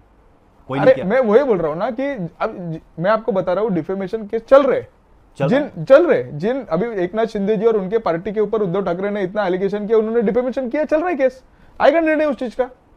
मतलब आप लोगों ने केस कर दिया? हम क्यों, हमारे ऊपर नहीं कर रहे, वो तो जिस पार्टी के ऊपर जिस वो लोग कर रहे हैं। अब तो आपके एमएलए है हमारे शिंदे वैसे देखने जो टेक्निकली अलग पार्टी है, वो लोग करेंगे ना। अलायंस तो आपका ही है ना? अलायंस हमारा है, वो लोग करेंगे और वो लोग कर भी रहे। मैं वही बोल रहा हूँ ना कि यदि उनको लगता हो, यदि उद्धव ठाकरे और उनके परिवार को लगता हो कि एमएलए बिका हुआ है, तो वो लोग प्रयास कर लो। उनके पैसों की कमी है क्या? जब उनके लोग छोड़ के जा रहे थे, क्यों नहीं वो लोग ने 100 करोड़ देकर रुका लिया? वो भी तो दे सकते थे। जो लोग एलिगेशन लगाते हैं, सबूत दिखाए आप लोगों को कि ये सबूत है? कोई सबूत, मैं वही बोल रहा हूँ ना कि एलिगेशन में कोई सबूत थोड़ी लगता है उनको। आके चिल्ला के अपने घर चले गए, फिर क्या हुआ? चुप हो गए। अरे मैं वही बोल रहा हूँ ना कि समझो उनको लग रहा है कि उनके ही एमएलए बिकाऊ थे, इसका मतलब क्या बोल रहे हो? उन्हीं के लोग बिकाऊ है। लेकिन सिर्फ महाराष्ट्र की बात, भारतीय जनता पार्टी के तो कोई कार्यकर्ता छोड़ के नहीं जा रहे, पहले जा भी चुके हैं। कौन गए? 2014 से पहले कुछ नहीं, मैं वही बोल रहा हूँ ना, पॉलिटिकल कौन इस तरीके से कोई गया कि किसको 50 करोड़ दे दिया और कोई चला गया, ऐसा नहीं होता है। उसके कारण भी है देवांग जी, कारण ये है कि आप पावर में हैं तो कोई भी सेंट्रल गवर्नमेंट से दुश्मनी लेगा नहीं, कोई भी एमएलए हो। क्या फर्क पड़ता है? मैं आपको बता रहा हूँ ना कि जिसको कहीं जाना हो जाता ही है, या जिसको समझो हमारी विचारधारा नहीं समझ रही है तो वो हो अपने अपनी चीजों के लिए लोग आजकल डेमोक्रेसी में फ्री हो, तो ऐसा नहीं कि कोई पंगा नहीं लेना चाह रहा है। मैं वही बता रहा हूँ ना कि उद्धव ठाकरे की सरकार थी, कैसे आ गए उनके 40 लोग हमारे पास? सरकार थी ना उनकी, तो अरे सेंट्रल स्टेट गवर्नमेंट उनकी थी, कैसे आ गए हमारे पास? यही तो उनका आरोप है कि इसलिए आ गए क्योंकि आपने 100 करोड़ रुपए दिया है। अरे मैं वही इसका फिर उसका मतलब है कि वो मानते हैं कि उनके सारे लोग बिका हुए। हाँ, वो मानते हैं ना उस चीज को। आप मतलब निकाल सकते हैं, लेकिन जो एलिगेशन है बहुत गंभीर है। अरे मैं बोल रहा हूँ ना, फिर वो मानते, यदि वो लोग अपने लोगों को बिकाऊ मानते हैं तो फिर वो क्या ही, वो लोग उनके साथ क्यों रहेंगे? मेरे को बताओ। यदि मेरे को मेरा नेता बिकाऊ मानेगा तो मैं उनके साथ क्यों रहूंगा? कुछ तो किए होंगे आप लोग, कोई मंत्र फूका होगा कि वो। अरे मैं उसमें कोई मंत्र नहीं, बहुत साधारण सी बात है। जिस दिन शिवसेना ने कांग्रेस के साथ हाथ मिलाया, वो एमएलए, वो नेता जिस दिन अपने कॉन्स्टिट्यूएंसी में वापस गए, लोगों ने उनको पूछा कि आपने जीवन भर, बाला साहब ने जो मंत्र दिया था कि आपने कांग्रेस के खिलाफ लड़ना है, सोनिया गांधी को क्या नहीं कहा बाला साहब ने, और आप उन्हीं के गोदी में जाके बैठ गए, उन्हीं के गोदी में जाके बैठ गए। आज जो मुस्लिम अपीजमेंट के खिलाफ बाला साहब थे, आज उद्धव ठाकरे वही करने लग गए। रोज मुसलमान को, आजकल तो वो जो शिवबंधन है, पहले भगवा कलर का शिवबंधन होता था, अभी हरा कलर का शिवबंधन आ गया। आप सोचो बाला साहब की आत्मा वहां से रो रही होगी कि हमने ये क्या कर रहे हैं इनका हमारे बच्चे लोग। और बिल्कुल बाला साहब के तत्व जब उन्होंने छोड़ दिया तो उनके एमएलए को ये समझ में आ गया कि अपन बिल्कुल गलत राह पे जा रहे हैं, हमारी विचारधारा के विपरीत हम काम कर रहे हैं। वो आ गए शिंदे साहब के साथ। मेरे को बताओ कि मुख्यमंत्री सिटिंग होते हुए उनके नीचे, नाक के नीचे 40 लोग चले गए, कब गए होंगे, कितना फ्रस्ट्रेट हुए होंगे वो लोग। तो आपका कहना है कि ये लोग डिसपॉइंटेड थे आइडियोलॉजी को लेकर? बिल्कुल थे। पैसा का कोई रोल नहीं है। अरे मैं वही बता रहा हूँ ना कि यदि एक तो वो खुद माने कि उनके लोग बिकाऊ है, दूसरा यदि उन्होंने आइडियोलॉजी अब तोड़ उनके दिया, लोग ही नहीं रहे ना, अब तो आपके लोग हो गए। हमारे शिंदे पार्टी हमारे साथ है, वो लोग तो शिवसेना के ही है, ऐसा नहीं है कि वो कोई भारतीय जनता पार्टी ज्वाइन कर लिया। कोई बीजेपी का रोल ही नहीं था। एक चीफ मिनिस्टर बैठा हुआ है, उसको कुर्सी से हटा देना, कोई रोल ही नहीं था बीजेपी का। किसमें? कोई जब वो लोग बाहर निकल गए, जब उन्होंने फिर बोला कि हमको साथ में सरकार बनानी है, तो हम तो अपोजिशन में क्यों नहीं बनाएंगे, हमारे पास तो 105 एमएलए थे, महाराष्ट्र की सबसे बड़ी पार्टी थी, महाराष्ट्र ने हमको मैंडेट दिया था चीफ मिनिस्टर बिठाने का, तो हम क्यों नहीं बिठाएंगे। आपने जिक्र किया कि नॉर्थ मुंबई में बहुत सारे प्रॉब्लम्स हैं, तो क्या ऐसा हम एक्सपेक्ट कर सकते हैं कि आप फ्यूचर में भी इलेक्शन लड़ेंगे और फिर जाकर सेवा देंगे? नहीं, देखिए इलेक्शन वो तो पार्टी निर्णय लेगी कि इलेक्शन लड़ना है, किस तरीके से लोगों की सेवा करना है, तो पार्टी ने निर्णय लेना है। पर जो भी जिम्मेदारी पार्टी मुझे देगी उसको लोगों के प्रति पूरा 100% समर्पित होके ही हम पहले दिन से काम करते हैं और आगे भी और ताकत से काम करते रहेंगे। देवांग जी, आपने अपना समय दिया द यूथ के लिए, इसके लिए तो बहुत बहुत धन्यवाद। हम चाहेंगे कि आप चुनाव लड़ें, हम चाहेंगे कि जनता की सेवा करते रहें और जनता खुश हो और चीफ मिनिस्टर भी बने। बहुत बहुत धन्यवाद। आपने बहुत ज़्यादा चीज़ें बोल दी, मुझे लगता है कि उतनी ज़्यादा अपेक्षा मैं नहीं रखता, परंतु लोगों के प्रति हमेशा काम करते रहेंगे। बहुत बहुत धन्यवाद।